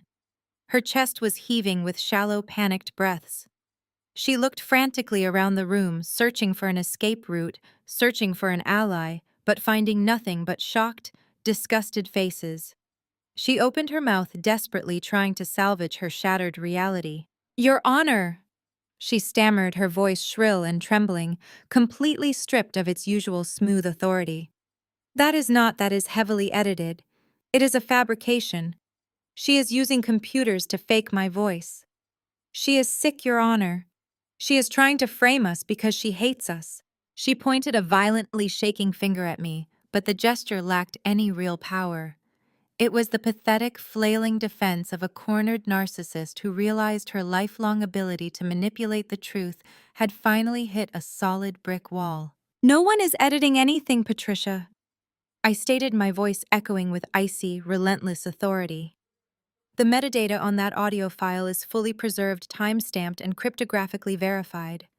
Furthermore, the video file attached to that audio clearly shows you and Richard standing directly in front of my door. I have already provided the raw, unedited files to the district attorney's office for their review regarding the conspiracy to commit medical and financial fraud." My mother physically recoiled, sinking back into the heavy wooden chair as if her bones had suddenly turned to liquid. She looked over at my father for help, but Richard was staring blankly at the floor, absolutely paralyzed by the impending reality of severe criminal charges. They had built an elaborate, suffocating cage designed to lock me away and steal my grandfather's legacy, entirely confident that my lifelong conditioning to stay quiet would prevent me from fighting back. They never anticipated that I would use their own arrogance as the lock and their own spoken words as the key. I turned back to the judge, keeping my posture impeccably straight. "As you can clearly hear, Your Honor," I concluded, my tone clinical and resolute. "This petition has absolutely nothing to do with my mental health, my safety, or my well-being. This is a documented, coordinated criminal conspiracy. My mother, my father, and my brother colluded with corrupt medical professionals to weaponize the conservatorship system. They intended to legally strip me of my civil rights, lock me in a psychiatric facility, and drain my $3.2 million trust fund to quietly pay off Bradley's federal tax evasion penalties." The entire courtroom remained frozen in a state of suspended animation, processing the sheer magnitude of the extortion. The reality of their crimes was no longer a hidden family secret. It was a matter of public, undeniable court record. Suddenly, the silence was shattered by the violent screech of a wooden chair being shoved forcefully across the floor. Mr. Thorne jumped up from the plaintiff's table, his face flushing a bright, furious red. The polished, arrogant lawyer who had confidently swaggered into the courtroom was completely gone, replaced by a man terrified that his own legal career was about to go up in flames.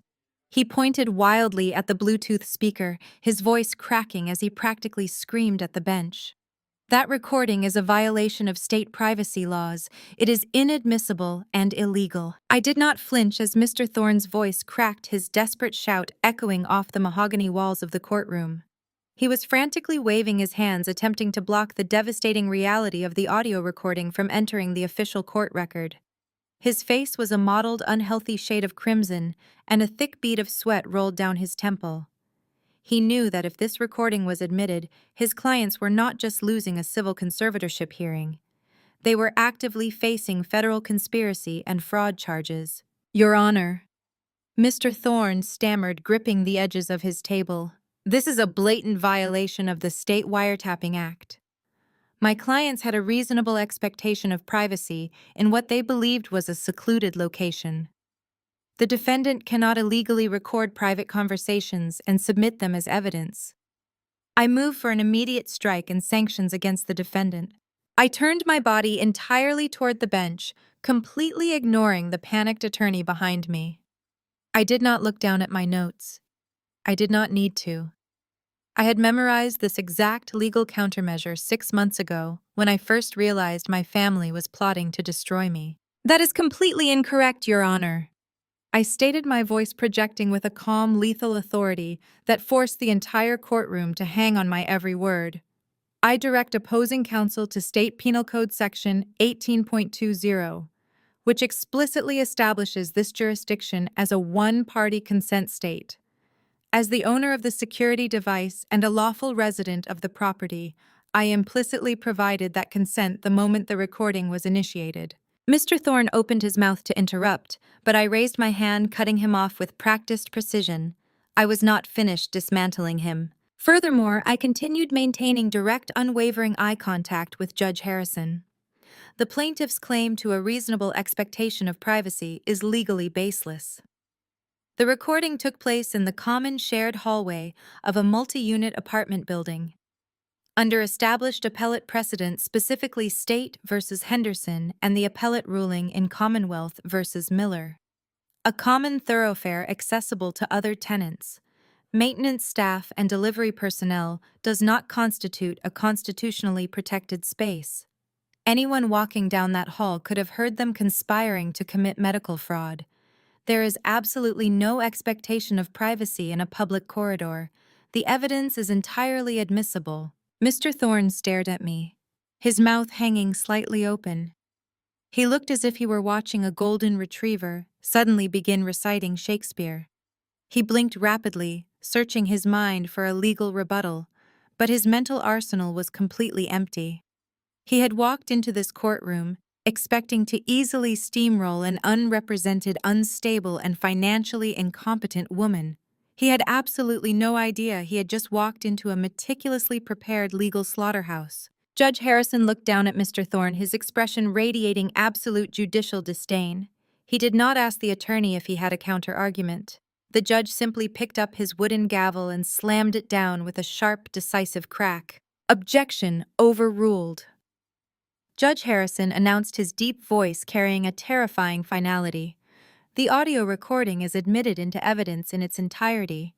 The court finds no violation of privacy statutes given the public nature of the apartment corridor and the one-party consent laws of this state. At the plaintiff's table, my mother let out a small, strangled gasp, her hands flying to her throat as if she were suddenly choking. My father sank lower into his chair, his broad shoulders collapsing under the crushing weight of impending criminal liability. The arrogant, untouchable facade they had worn for my entire life was completely pulverized, leaving nothing but two terrified, exposed criminals waiting for the fallout. Judge Harrison did not look away from me. The anger that had previously clouded his features was slowly shifting into an expression of intense, highly focused curiosity. He leaned forward over his elevated wooden bench, folding his hands together. He looked down at the massive stacks of evidence I had submitted. He carefully examined the heavy legal binders sitting on my defense table. He studied the perfectly formatted exhibit tags, the precise blue book citations, and the flawless professional structure of my evidentiary procedure. He picked up the written brief I had submitted at the beginning of the hearing. He turned the pages slowly, his eyes scanning the dense, complex legal arguments I had authored to dismantle my parents' fraudulent psychiatric claims. The courtroom remained completely silent, the tension stretching tight as a wire, while the judge processed the glaring discrepancy between the woman my parents had described and the woman standing before him, Ms. Allison. Judge Harrison began, his tone entirely stripped of the condescending pity he had displayed at the start of the hearing. He spoke to me now as an equal, a professional, recognizing another professional. I have been sitting on this bench for 22 years. I have presided over thousands of complex civil litigations, corporate fraud cases, and hostile estate disputes. I know what an amateur legal defense looks like. He tapped his index finger against the thick stack of my submitted documents. These briefs were not drafted by a layperson. The judge continued, his piercing gaze locking directly onto mine. Your cross-examination of the proposed conservator was textbook. Your grasp of appellate case law, evidentiary procedure, and corporate financial ledgers is highly advanced. Your parents and their legal counsel stood in my courtroom this morning and swore under oath that you were severely mentally ill. They claimed you were completely detached from reality. Judge Harrison paused, looking over at my parents with a glare so sharp it could cut glass. They specifically claimed in their sworn affidavits that you were an unemployed barista. The judge stated, his voice dropping to a low, dangerous rumble. They testified that you spent your days making coffee and hallucinating conspiracy theories in a cramped apartment. They insisted you possessed absolutely no basic financial literacy or professional ambition. The judge leaned back in his leather chair, crossing his arms over his black robes. So, Ms. Allison, Judge Harrison asked the question hanging heavily in the quiet room. Where exactly did an unemployed barista learn to draft flawless legal injunctions, track hidden offshore shell companies, and argue complex appellate case law with such devastating proficiency? The silence that followed was electric. I could feel the eyes of every single person in the gallery burning into my back. I could feel the sheer suffocating terror radiating from the plaintiff's table. My parents were gripping the edges of the heavy wooden desk, their knuckles stark white, their breathing shallow and erratic. They were finally realizing the catastrophic magnitude of their mistake. They had spent my entire adult life underestimating me, mocking my choices, and treating my quiet independence as a fundamental character flaw. They thought my refusal to attend their superficial country club events meant I was a failure. They thought my modest apartment meant I was poor. They had never bothered to ask what I actually did for a living, because they never believed I was capable of doing anything that mattered. I turned my body slowly, taking my time. I looked past Mr. Thorne, who was staring at the floor in utter defeat. I looked directly at my mother, watching the final remnants of her arrogant, controlling matriarch persona dissolve into pure, unadulterated dread. I looked at my father, seeing the exact moment his greedy, calculating mind realized he had handed his entire future over to the daughter he had consistently treated like garbage. I turned back to the bench, maintaining my perfect, unyielding posture. I did not smile. I did not gloat. I delivered the truth with the cold, heavy impact of a swinging hammer. I am not a barista, Your Honor, I stated clearly, letting my voice fill every corner of courtroom 4B. I am a senior shadow writer and independent legal consultant for 3 of the largest corporate defense firms on the East Coast. I draft appellate briefs, untangle fraudulent corporate bankruptcies, and author complex financial risk assessments for a living. I have spent the last 8 years professionally dismantling men exactly like my brother. My father's jaw actually dropped. His mouth hung open, a physical manifestation of his total shock. My mother covered her face with both hands, letting out a soft, pathetic whimper. The irony was absolute and completely unforgiving. They had walked into a court of law to declare me legally incompetent, entirely unaware that they had just initiated a legal war against a woman who built the very weapons used to destroy them. The silence in the courtroom was so absolute it felt heavy, pressing down on the shoulders of everyone present. Judge Harrison stared at me, his eyes narrowing as he processed the magnitude of my statement. He extended his hand over the heavy mahogany bench, his palm open and waiting. He demanded to see proof of my extraordinary claim, stating that anyone could stand in a court of law and declare themselves a legal professional. I nodded respectfully. I turned back to my defense table and unlatched my final, thinnest leather folder. This was the moment I had envisioned during every single exhausting caffeine-fueled night over the past 7 years. I pulled out my most lethal piece of evidence. I walked purposefully toward the front of the room and slid 2 items directly across the clerk's polished wooden desk. The first was a heavy embossed document with a raised gold seal. The second was a small, rigid piece of plastic. I announced for the official record that I was submitting my certified original Juris Doctor degree from Northwestern University alongside my active, fully credentialed State Bar Association identification card. The clerk picked up the items, her eyes widening slightly before she handed them up to the judge. Judge Harrison adjusted his reading glasses. He scrutinized the gold seal on the degree. He examined the holographic security overlay on the bar card. He looked from the photo on the plastic ID directly to my face, verifying the match. He then looked down at my parents, who were sitting frozen at the plaintiff's table, resembling statues carved out of pure dread. I turned to face my mother and father. I wanted them to hear every single word. I wanted them to understand exactly how thoroughly they had failed to break me. "You told everyone I was a depressed, pathetic college dropout," I said, my voice steady and echoing clearly in the vast room. "You spun a tragic narrative for your country club friends, claiming I was too fragile and unstable to handle the pressures of a real education. You used my mental health struggles as a convenient excuse to discard me, fully believing I would just quietly disappear into a life of complete failure." Patricia stared at me, her manicured hands trembling violently in her lap. Her mouth opened, but she could not formulate a single syllable. The reality of her colossal misjudgment was paralyzing her. But I did not disappear. I continued, taking a slow, deliberate step toward the plaintiff's table. "When you cut me off and threw me out, I did not break. I transferred every single one of my undergraduate credits to a state university. I finished my bachelor's degree online while working full-time.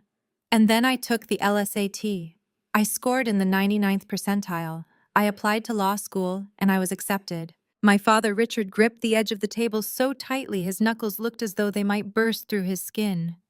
His face was contorting with a toxic mixture of shock, confusion, and mounting fury. He could not comprehend how the daughter he deemed entirely worthless had accomplished something he heavily associated with elite status and superior intellect. For 4 years, I attended law school at night. I stated, laying out the undeniable timeline of my survival. I worked 10-hour shifts during the day, writing corporate contracts and doing freelance paralegal work, and then I sat in lecture halls until midnight. I paid for my own tuition. I paid for my own textbooks. I paid my own rent. I did not take out a single predatory loan, and I certainly did not come begging you for a handout. I built my career entirely on my own merit, brick by grueling brick.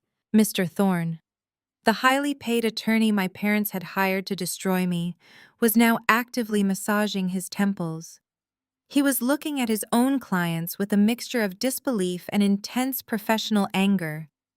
He had been hired to steamroll a helpless barista, only to find himself completely outmaneuvered by a seasoned appellate attorney who had just trapped his clients in a massive federal fraud conspiracy.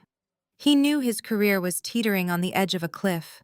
But why? My mother finally managed to choke out her voice, a fragile, raspy whisper. "Why did you lie to us? Why did you let us believe you were still pouring coffee for minimum wage?" I looked at her with absolute freezing clarity. "Because it was the only way to protect myself from you."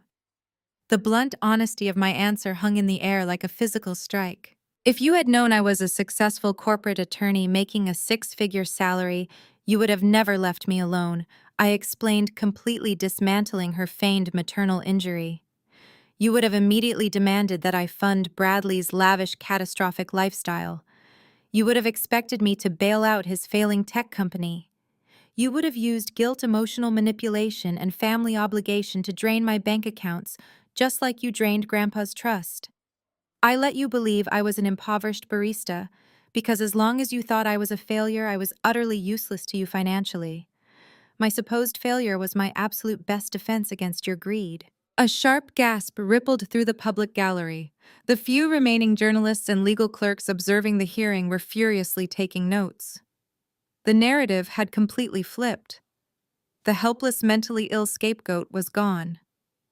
In her place stood a strategic, highly intelligent woman who had successfully orchestrated a years-long counterintelligence operation against her own predatory family. My father could not handle the humiliation. The idea that his daughter had not only succeeded without him, but had actively outsmarted him, broke whatever fragile restraint he had left. The wealthy, authoritative patriarch persona violently shattered into a million pieces. Richard shot up from his chair. The heavy wooden legs of the seat scraped aggressively against the floorboards. His face was a dark, volatile shade of purple, the veins bulging prominently along the sides of his neck. He pointed a thick, shaking finger directly at my face, completely ignoring the judge sitting just feet away. "That is fake!" Richard roared, his voice booming with unhinged, desperate rage. "She is a liar. That bar card is a complete forgery. She does not have the brains to pass the bar exam. She is a college dropout who makes coffee. She is trying to trick this court." The sheer volume of his outburst startled everyone in the room. The bailiff immediately took a step forward, his hand resting instinctively on his utility belt, preparing to physically restrain my father. Judge Harrison reached for his gavel, his face darkening with absolute judicial fury at the blatant disrespect being displayed in his courtroom. But before the judge could strike the wooden block, I stepped forward. I did not raise my voice. I did not match his screaming, chaotic energy. I simply reached into my suit pocket, retrieved a secondary officially notarized document, and handed it calmly up to the judge. "I passed it on the first try, Dad," I said, my voice cutting through his screaming with lethal clinical precision. "Unlike Bradley, who failed his Series 7 financial exam 3 times before you illegally paid a proxy to take it for him." The courtroom exploded. The sheer volume of my father's unhinged accusation was instantly swallowed by the overlapping, frantic whispering of the gallery and the sudden chaotic movement at the plaintiff's table. My words hung in the air, a lethal, undeniable truth that severed the last remaining thread of my family's fabricated reality.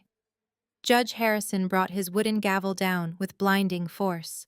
The sharp, violent cracks echoed like gunfire against the high oak ceilings, demanding absolute order. The judge stood up behind his elevated bench, his black robes billowing his face a mask of unprecedented judicial wrath. He pointed his gavel directly at my father and ordered him to sit down and remain entirely silent, warning him that one more outburst would result in him spending the night in a county holding cell for contempt of court. Richard collapsed into his heavy wooden chair as if his knees had been physically kicked out from under him. At the edge of the plaintiff's table, Mr. Thorne was practically hyperventilating. The polished, arrogant lawyer who had swaggered into courtroom 4B just 2 hours prior was completely gone. He stared at my certified bar card, lying on the clerk's desk, then looked at the federal audit documents I had submitted, and finally turned his horrified gaze toward his own clients. He realized in a terrifying career-defining instant that he was standing on a live legal landmine. His clients had not just lied to him, they had actively weaponized his license to commit federal extortion. They had submitted fraudulent psychiatric evaluations, committed perjury under oath, and attempted to steal over $3 million from a fully credentialed practicing attorney. Thorne frantically began shoving his legal pads and pens into his leather briefcase. His hands were visibly shaking, his breath coming in short, panicked gasps. He stood up, avoiding my eyes entirely, and addressed the bench. His voice cracked as he spoke, stripping away any remaining illusion of control. "Your Honor." Mr. Thorne stammered, gripping the edge of the table to steady himself. In light of this new and highly irregular evidence, the petitioners wish to immediately withdraw the conservatorship petition. We respectfully request a dismissal without prejudice. There has clearly been a profound, tragic family misunderstanding regarding my client's daughter's mental capacity and professional status. I had absolutely no prior knowledge of these federal audits or the audio recordings. I ask the court to dismiss this matter so the family can handle this privately. He wanted to run. He wanted to pack up his briefcase, walk out the heavy wooden doors, and pretend he had never met my parents. He was desperate to cut his losses and save his own law license from the radioactive fallout of my family's criminal conspiracy. "Not so fast," I said, my voice cutting through the tense air like a scalpel. I stood up from the defense table, stepping purposefully toward the center podium. I locked eyes with the judge, maintaining absolute, unwavering authority. "I formally object to a dismissal without prejudice, Your Honor." I stated clearly, ensuring every single syllable was captured by the court reporter. They do not get to drop this case and walk out the front doors just because their victim turned out to be bulletproof. I am not just defending against this baseless psychiatric petition. I am filing an immediate countersuit for attempted fraud, extortion, perjury, and malicious prosecution. My mother let out a sharp, breathless gasp, her hands flying to her mouth. She looked at me as if she were staring at a monster, completely unable to process the fact that the daughter she had deemed socially unfit and intellectually deficient was currently sealing all the exits. I addressed the bench with relentless precision. "The plaintiffs did not bring a family misunderstanding into this courtroom, Your Honor. They brought forged medical documents. They colluded with a corrupt psychiatrist who never once examined me. They committed perjury under oath. They utilized the legal system as a weapon to strip me of my civil rights and liquidate my trust fund to cover their own catastrophic financial failures. I motion for this court to freeze all of the plaintiff's personal and corporate assets pending a full criminal investigation. Mr. Thorne tried to object, his voice a pathetic, wavering squeak, claiming that a countersuit required proper prior filing and could not be initiated verbally during a conservatorship hearing. Judge Harrison glared down at the attorney, his eyes burning with absolute disgust. The judge slammed his gavel down one single time, a heavy definitive strike that finalized my parents' doom. Objection denied, Mr. Thorne. Judge Harrison boomed, his voice echoing with unforgiving authority. You brought a fraudulent petition into my courtroom. You submitted sworn affidavits that were entirely fabricated. I do not care what your clients told you in private.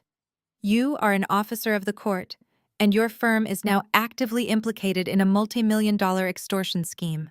I am granting the defendant's motion to proceed with her evidentiary presentation for sanctions and countersuit liability. Furthermore, I am instructing the bailiffs to lock the courtroom doors. Absolutely no one is leaving until we get to the bottom of this criminal conspiracy. The heavy metallic clack of the bailiffs locking the double oak doors at the back of the courtroom sounded like a vault slamming shut. The trap had officially closed. I stepped out from behind the podium and walked slowly toward the center of the room. I did not carry any notes. I did not need any binders or highlighted legal pads. I knew their financial ledgers better than they did. I knew their secrets, their lies, and their hidden offshore accounts. I had lived in the shadow of their suffocating arrogance for 32 years, constantly shrinking myself to make room for their egos. I was done shrinking. Your Honor, I said, keeping my posture impeccably straight. In order to establish the full scope of the financial extortion that drove this fraudulent petition, the court must understand the current verified state of my parents' personal assets. The court must understand exactly why they were so desperate to seize my $3 million trust. I turned my body entirely to face the plaintiff's table. The power dynamic in the room physically shifted. It was a tangible, heavy transformation. For my entire life, my father had been the towering, untouchable patriarch. He dictated the rules, controlled the money, and decided who was worthy of respect. He had spent decades mocking my choices, belittling my intellect, and treating me like a defective asset. Now he was sitting in a locked courtroom, his face pale and slick with cold sweat, entirely at my mercy. I looked directly into his eyes, stripping away decades of his patriarchal authority with a single freezing glance. I call Richard to the stand, I announced, my voice ringing out with absolute command. My father froze. He gripped the arms of his chair, his broad shoulders shrinking as he looked wildly at Mr. Thorne for a lifeline. He silently pleaded with his highly paid attorney to stop this, to object, to use some legal loophole to save him from the humiliation of being interrogated by his own scapegoat daughter. But Mr. Thorne just stared blankly at the polished wooden table, completely defeated, unwilling to risk his own skin for a man who had lied to him. Mr. Richard. Judge Harrison barked, his tone leaving absolutely no room for negotiation. Take the witness stand immediately. You are still under oath. Richard swallowed hard, his throat bobbing visibly above his expensive silk tie. He slowly pushed his chair back, his hands shaking as he stood up. The confident, domineering titan of industry was entirely gone. He looked like an old, terrified man walking to the gallows. He shuffled across the floor, his heavy footsteps echoing in the dead silence of the room, and climbed into the wooden witness box. He sat down heavily, refusing to meet my eyes, staring instead at the microphone in front of him. I walked slowly toward the witness stand, stopping just a few feet away. I was no longer the disappointment. I was no longer the awkward, quiet girl who hid in her room while the golden children were celebrated. I was the apex predator in my natural habitat, and I was about to surgically dissect his entire life. I stood a mere 3 feet from the polished oak of the witness box, invading the physical space that my father had always used to dominate others. Richard sat rigidly, his broad shoulders squared, his jaw thrust forward in a desperate, deeply ingrained instinct to project superiority.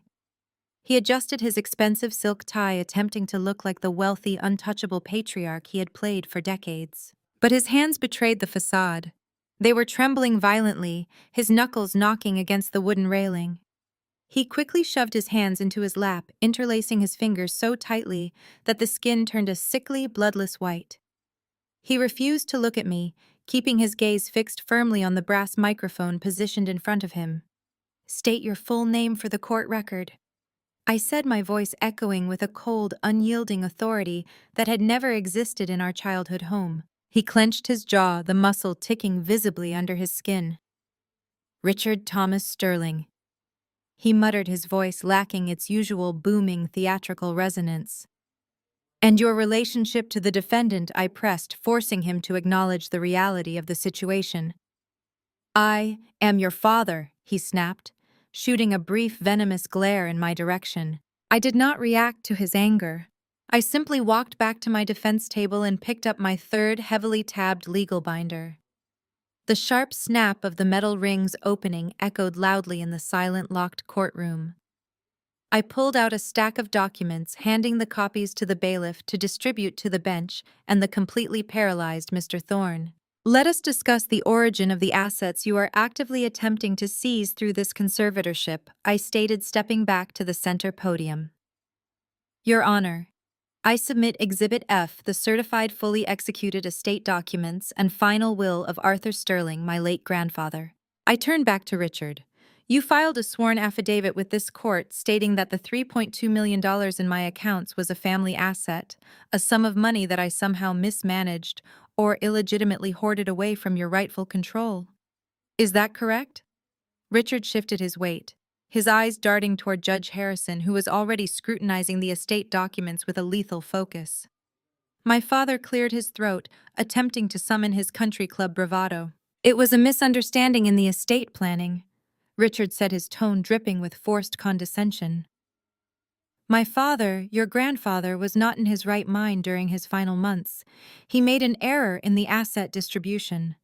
That money was always intended to remain within the primary family portfolio to sustain our collective business ventures. You simply took advantage of an old man's confusion." I let his lie hang in the heavy air of the courtroom for exactly 2 seconds. "Please read Section 4, Paragraph 2 of Exhibit F aloud for the court." Richard Fish instructed, pointing directly at the document resting on the ledge of his witness box. He stared at the paper, his face flushing a deep volatile crimson. "I will do no such thing," he growled. "This is entirely irrelevant to your current mental breakdown." "Mr. Sterling!" Judge Harrison intervened, his voice cracking like a whip from the elevated bench. "You will read the section as instructed, or you will find yourself occupying a holding cell before the lunch recess. Read the document." Richard swallowed hard, a thick bead of sweat rolling down his temple. He picked up the paper with visibly shaking hands. He cleared his throat twice before forcing the words out. "The entirety of my remaining liquid assets totaling $3.2 million shall be placed into an irrevocable trust."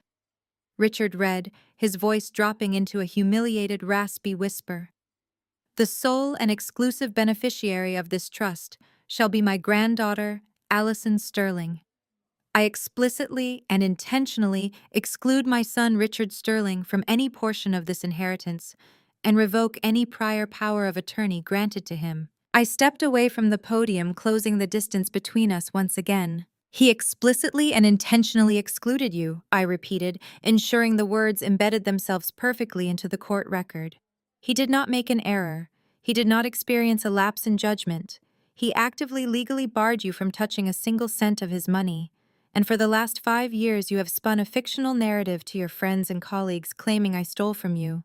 But the truth is much darker, is it not?" Richard gripped the railing again, his breathing turning ragged. "That money belonged to this family," he hissed, his temper fracturing. "I built the infrastructure of this family.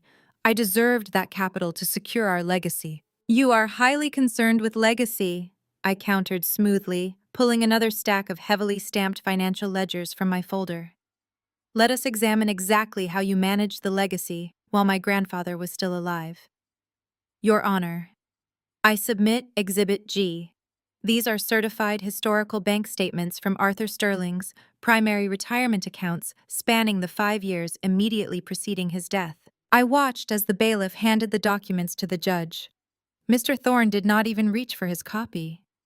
The attorney simply sat in his chair, rubbing his face with both hands, utterly resigned to the catastrophic destruction of his clients. "Let us review these ledgers together, Richard," I said, my voice dropping into a clinical forensic register. 5 years before my grandfather died, his cognitive decline began. He trusted you to manage his daily affairs and medical expenses. You held joint access to his primary checking account for the strict purpose of ensuring his care. Yet the forensic accounting tells a very different story. I held up a highlighted page for the courtroom to see. On August 14th, a wire transfer of $80,000 was initiated from my grandfather's retirement fund, I stated, reading directly from the financial forensics. This money was not sent to a medical facility. It was not sent to an assisted living program. It was wired directly into a hidden offshore account. A specific offshore account that perfectly matches the routing numbers used by your son Bradley during his extravagant year-long study abroad trip to Europe. Patricia let out a muffled, horrifying sound from the plaintiff's table. She buried her face in her hands, her shoulders shaking. The illusion of her perfect, wealthy family was being surgically gutted. Richard opened his mouth, his face turning an alarming shade of gray. "You are taking this out of context," he stammered, his eyes wide with sheer panic. Arthur wanted Bradley to experience the world. He authorized those educational expenses. I did not let him breathe. I immediately flipped to the next highlighted page. Educational expenses. I repeated, my tone freezing the room. "Then perhaps you can explain the transaction on November 3rd of the following year. A direct withdrawal of $150,000 from my grandfather's high-yield savings account. This sum was transferred into a shell corporation registered in Delaware. A shell corporation that served as the exact initial seed funding for Bradley's first catastrophically failed technology startup." The silence in the courtroom was absolute. The severity of the crimes being exposed was staggering. This was not a simple family dispute over a will. This was a documented, irrefutable case of massive financial exploitation and elder abuse. "You bled an elderly man dry," I said, my voice rising in power, dominating the physical space of the courtroom. "You used your own father's declining health as a personal piggy bank. You secretly siphoned hundreds of thousands of dollars from his retirement accounts to fund your golden child's lavish vacations and utterly useless business ventures. You drained his life savings to maintain the sterling family image of superiority while actively ignoring his medical needs." Richard completely unraveled. The polished country club patriarch shattered into a desperate cornered thief. He leaned over the railing of the witness box, his face contorted with a volatile, defensive rage. "He was my father!" Richard shouted, his voice echoing violently off the oak walls, completely abandoning any legal strategy. "It was my money. It was always going to be my money. Bradley needed the capital to build a real legacy. You were just a quiet, useless girl, sitting in the corner drawing pictures. You never understood what it takes to build an empire. I did what I had to do to protect our status." The admission hung in the air, a direct recorded confession of systemic financial abuse. Judge Harrison stared down at my father with an expression of such profound judicial disgust that it seemed to lower the temperature in the room. The judge slowly picked up his pen and made a distinct, heavy mark on his legal pad, sealing Richard's fate entirely. I stepped right up to the edge of the witness box. I looked directly into my father's terrified, furious eyes. He had spent my entire life making me feel small, defective, and unworthy of a single ounce of respect. He had forced me to hide my intelligence, to mask my success, and to play the role of the broken scapegoat just to survive his suffocating greed. I did not feel small anymore. I was the architect of his absolute ruin. "This is the exact reason grandfather wrote you out of the will, isn't it, Richard?" I asked, my voice carrying the lethal, undeniable weight of total victory. "He didn't leave the money to me randomly. He left it to me because he knew you were a thief." The word thief hung in the stagnant air of courtroom 4B, a brutal, undeniable verdict that shattered the final remnants of Richard Sterling's manufactured empire. He did not immediately yell. He did not attempt another blustering denial. Instead, all the color drained from his face, leaving behind a sickly ashen gray. His jaw slackened. The fierce, overbearing patriarch who had dictated my entire existence was suddenly reduced to a hollow, terrified shell of a man staring down the barrel of a federal indictment. I maintained my position just inches from the witness box. I did not blink. I let the crushing weight of the silence suffocate him. Every eye in the room was fixed on his trembling hands. The court reporter's fingers hovered perfectly still over her stenotype machine, waiting for his defense. None came. At the plaintiff's table, Mr. Thorne had physically pushed his chair several feet away from my mother. The attorney was staring straight ahead at the polished mahogany paneling of the judge's bench, aggressively dissociating himself from the catastrophic implosion of his clients. He was no longer representing them. He was actively preparing his own legal defense for when the state bar inevitably investigated his firm's involvement in this fraudulent conservatorship. The devastation, however, was not confined to the well of the courtroom. The true collateral damage was unraveling just behind me in the public gallery. I heard the sharp, sudden scrape of a heavy wooden pew being pushed back. The sound cut through the dead silence like a gunshot. I turned my head slightly, keeping my posture rigid. Sitting in the second row of the gallery, directly behind the wooden partition, was my brother Bradley. For my entire life, Bradley had been the undisputed golden child. He was the brilliant entrepreneur, the charismatic heir apparent, the son who could do absolutely no wrong.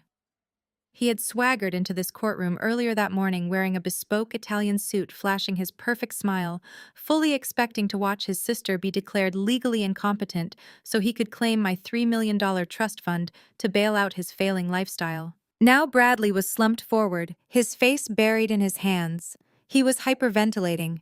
He was not a brilliant tech visionary. He was a fraud whose entire life had been bankrolled by his father's systematic embezzlement of an elderly man's retirement savings. And worse, the paper trail I had just submitted to the court definitively proved that Bradley was the direct recipient of those stolen funds. He was legally implicated in elder financial abuse. But it was the woman sitting next to him who commanded the room's attention. Naomi Bradley's impeccably polished wife stood up.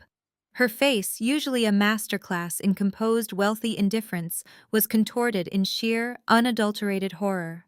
She was staring at the financial ledgers displayed on the court's evidence monitors. She was doing the math. Naomi was a sharp, calculating woman who came from old money. She had married Bradley under the strict assumption that he was a self-made tech genius, backed by a wealthy, reputable family. For the past 2 years, she had personally floated their mortgage and covered their extravagant country club dues because Bradley constantly claimed his capital was tied up in aggressive expansion.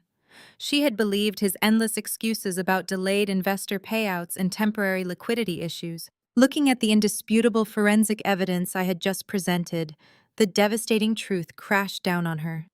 There were no aggressive expansions. There were no delayed investor payouts. The only capital Bradley had ever possessed was the blood money his father had siphoned from my grandfather's high-yield savings account. Bradley had lied to her every single day of their marriage. He had dragged her into a massive federal fraud conspiracy, and they were currently standing on the epicenter of absolute financial ruin. Naomi grabbed her designer handbag from the wooden bench. Her movements were sharp, erratic, and driven by pure panic. She did not look at her husband. She did not look at my mother, who was softly weeping at the plaintiff's table. She turned her back on all of them and began to step out into the center aisle. Bradley's head snapped up. The realization that his wife, his primary source of financial stability and social status, was walking away from him short-circuited his brain. The golden child panicked. He scrambled to his feet, knocking his knees violently against the wooden pew. He lunged over the low gallery partition, his arms shooting out with desperate, sloppy force. His fingers clamped down hard around Naomi's wrist, yanking her backward just as she took her first step down the aisle. "Naomi, wait!" Bradley pleaded, his voice a pathetic, wavering whine that echoed through the quiet courtroom. "Naomi, please, you have to wait. We can fix this. I can explain everything. It is not what it looks like. Please do not leave." The physical contact was a massive mistake. The moment his fingers closed around her wrist, a visceral wave of revulsion washed over Naomi's features. She did not shrink away. She did not cry. She looked down at his hand gripping her skin with absolute glacial disgust. She braced her stance and yanked her arm away with disgusted force. The sudden violent movement broke his grip instantly, sending Bradley stumbling slightly against the wooden partition. "Don't ever touch me again," Naomi stated. Her voice was not a whisper. It was loud, piercing, and deliberately projected, so that every single person in the courtroom, including the judge and the court reporter, heard the absolute finality in her tone. "I'm calling my lawyer." Bradley stood frozen, his arms still suspended in the air, his mouth hanging open in dumbfounded shock. He had spent his entire life being insulated from the consequences of his actions. Whenever he failed, Richard and Patricia had immediately swept in to clean up the mess, write the checks, and rewrite the narrative to ensure their precious son never had to face reality. But they could not write a check to fix this. Naomi turned on her heel, her posture rigid, her chin held high. She walked briskly down the center aisle of the courtroom. The sharp, rhythmic clicking of her heels against the polished floorboards sounded like the ticking of a countdown clock. She reached the heavy double oak doors at the back of the room. They were still securely locked per Judge Harrison's earlier orders. Naomi did not look back. She simply stared at the armed bailiff standing guard. Judge Harrison looked down from the bench. He observed the sheer terror radiating from the golden child, and the absolute disgust emanating from the departing wife. The judge gave the bailiff a single curt nod. The bailiff unlatched the heavy brass locks with a loud metallic clack. He pulled one of the massive wooden doors open just wide enough for her to pass. Naomi stepped out into the hallway without a backward glance. The heavy door slammed shut behind her, the final resounding thud sealing Bradley's fate. The golden child was left entirely abandoned by the one person who had actually loved and supported him.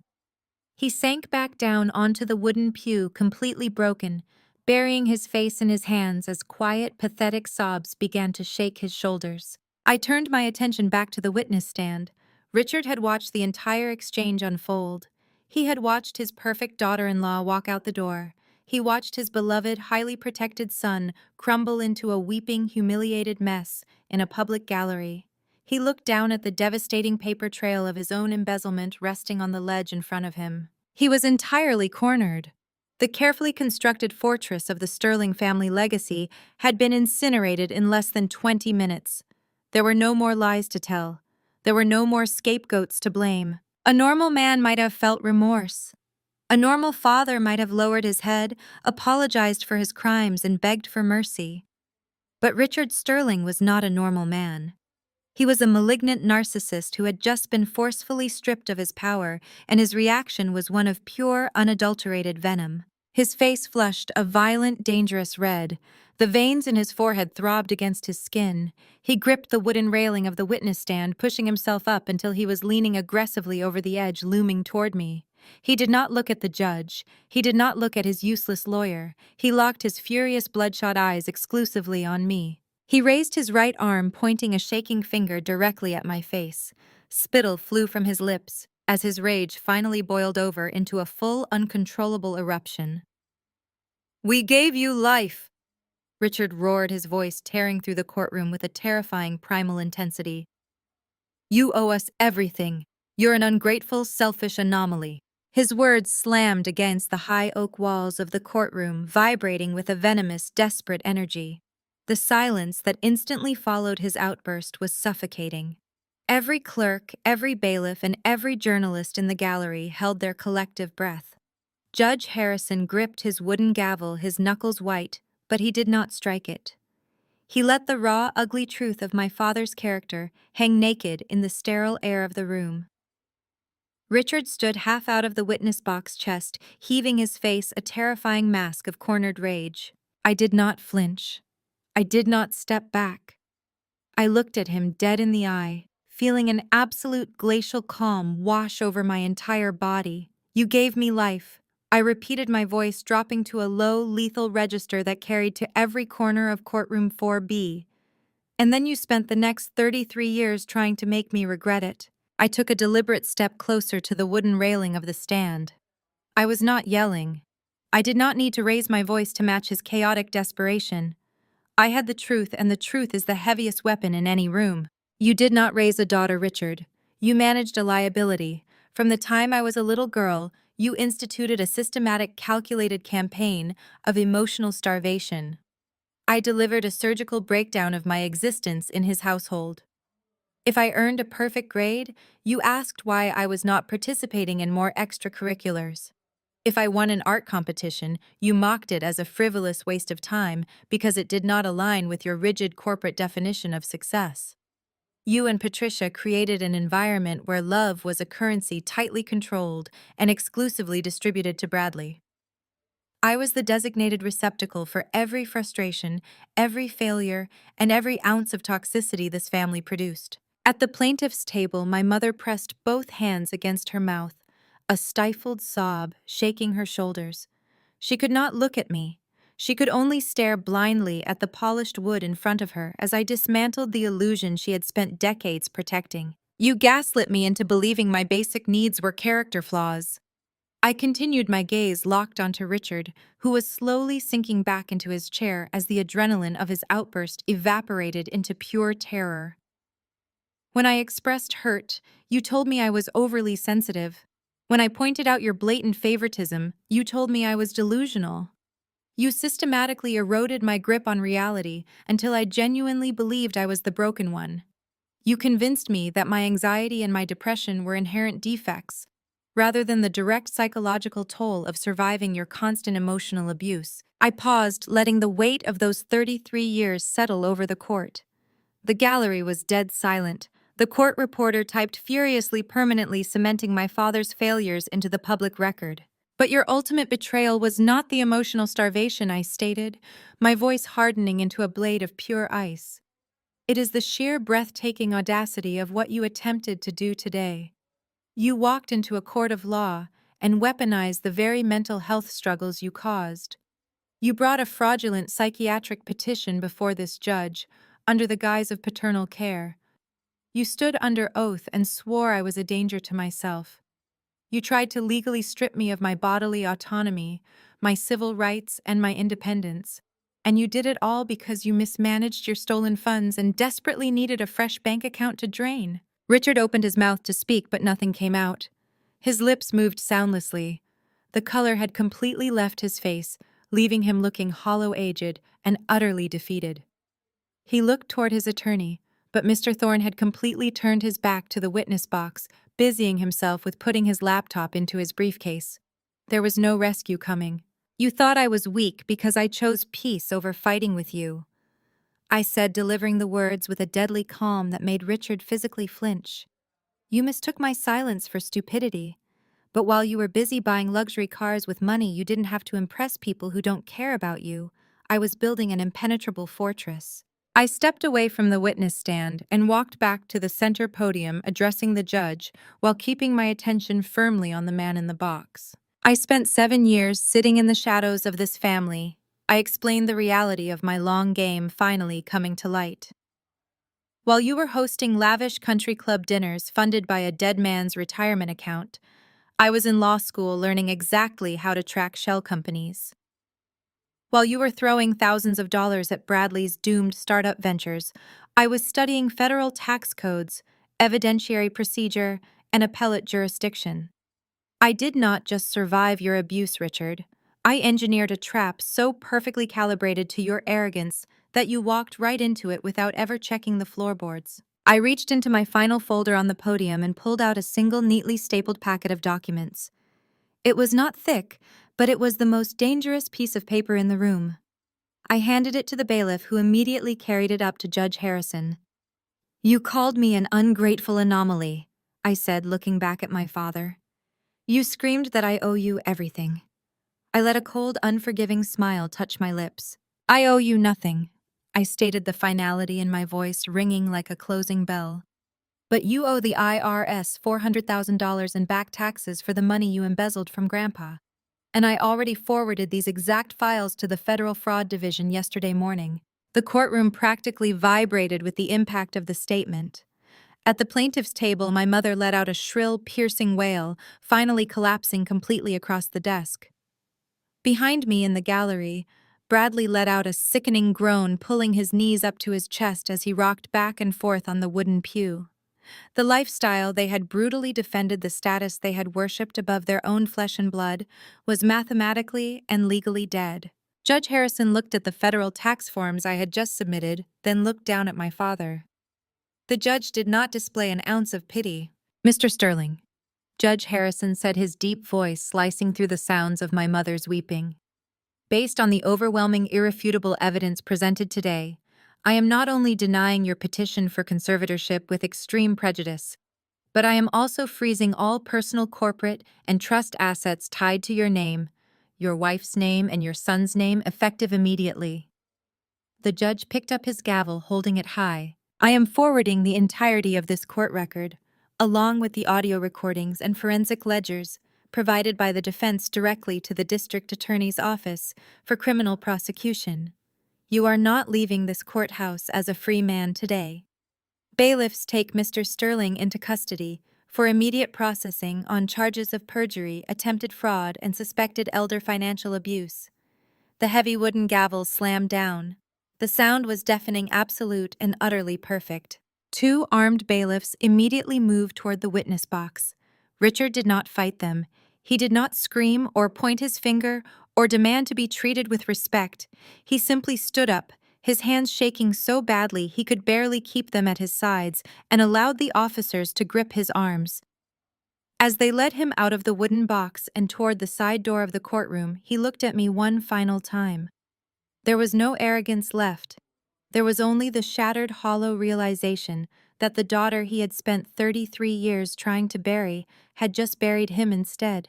The echo of his voice violently receded into the cavernous space of the courtroom. His words hung in the stagnant air, a desperate, pathetic attempt to reassert control over a narrative that had already slipped through his fingers. He stood in the witness box, his chest heaving, his face flushed an alarming, volatile crimson. He looked like a cornered animal, entirely stripped of the polished country club facade he had worn like armor for decades. He was panting, his knuckles turning white as he gripped the wooden railing, waiting for me to wither under his booming authority, just as I had done when I was a child. I did not flinch. I did not step back. I looked at him dead in the eye, feeling an absolute glacial calm wash over my entire body. The fear that had dictated my childhood, the desperate need for his approval that had chained me to this toxic family, was completely gone. In its place was a sharp, clinical clarity. "You gave me life," I repeated, my voice dropping to a low, lethal register that carried to every corner of the silent room. "And then you spent the next 33 years trying to make me regret it." I took a deliberate, measured step closer to the wooden railing of the stand. I was not yelling. I did not need to raise my voice to match his chaotic desperation. I had the truth, and the truth is the heaviest weapon in any room. "You did not raise a daughter, Richard. You managed a liability. From the time I was a little girl, you instituted a systematic, calculated campaign of emotional starvation." I delivered the words with forensic precision, stripping away the illusion of the loving patriarch. I delivered a surgical breakdown of my existence in his household. If I earned a perfect grade, you asked why I was not participating in more extracurriculars. If I won an art competition, you mocked it as a frivolous waste of time because it did not align with your rigid corporate definition of success. You pitted your own children against each other. You turned the dinner table into a courtroom where Bradley was always the plaintiff and I was always the defendant. You demanded perfection, but whenever I achieved it, you moved the finish line, so I remained in a permanent state of inadequacy. At the plaintiff's table, my mother pressed both hands against her mouth, a stifled sob shaking her shoulders. She could not look at me. She could only stare blindly at the polished wood in front of her as I dismantled the illusion she had spent decades protecting. She had enabled every single moment of his cruelty, choosing the comfort of her wealthy lifestyle over the well-being of her own child. You and Patricia created an environment where love was a currency tightly controlled and exclusively distributed to Bradley. I continued my gaze, never leaving my father. I was the designated receptacle for every frustration, every failure, and every ounce of toxicity this family produced. You gaslit me into believing my basic needs were character flaws. When I expressed hurt, you told me I was overly sensitive. When I pointed out your blatant favoritism, you told me I was delusional. You systematically eroded my grip on reality until I genuinely believed I was the broken one. Richard swallowed hard, his eyes darting wildly toward the gallery, looking for any sympathetic face. He found none. The gallery was entirely silent, captivated by the absolute destruction of his character. Do you remember the night I came to you having panic attacks because of the impossible standards you set? I asked the memory no longer holding any power over me. You told me I was weak. You told me sterling women do not cry. You sent me to a psychiatrist not to heal me, but to obtain a diagnosis you could use as a weapon. You wanted a paper trail of my instability, just in case I ever decided to challenge your absolute authority. You framed my completely normal reaction to a highly abnormal toxic environment as clinical insanity. It was a masterclass in psychological warfare. You break my legs, and then you point out to the world how defective I am because I cannot walk. You convinced me that my anxiety and my depression were inherent defects, rather than the direct psychological toll of surviving your constant emotional abuse. I paused, letting the weight of those 33 years settle over the court. The court reporter typed furiously, permanently cementing my father's failures into the public record. But your ultimate betrayal was not the emotional starvation I stated, my voice hardening into a blade of pure ice. It is the sheer breathtaking audacity of what you attempted to do today. You walked into a court of law and weaponized the very mental health struggles you caused. You brought a fraudulent psychiatric petition before this judge under the guise of paternal care. You stood under oath and played the heartbroken patriarch, claiming you were deeply concerned for my well-being. You tried to legally strip me of my bodily autonomy, my civil rights, and my independence. I leaned in, just slightly invading his space. You did not care about my mind. You cared about my bank accounts. You saw my grandfather's trust as a life raft for your sinking ship, and you decided to drown me to keep yourself afloat. You tried to steal my future under the guise of caring for my mental health. Richard opened his mouth to speak, but nothing came out. His lips moved soundlessly. The color had completely left his face, leaving him looking hollow-aged and utterly defeated. He looked toward his attorney, but Mr. Thorne had completely turned his back to the witness box, busying himself with putting his laptop into his briefcase. There was no rescue coming. You thought I was weak because I chose peace over fighting with you, I said, delivering the words with a deadly calm that made Richard physically flinch. You truly believed that because I stopped arguing, I had surrendered.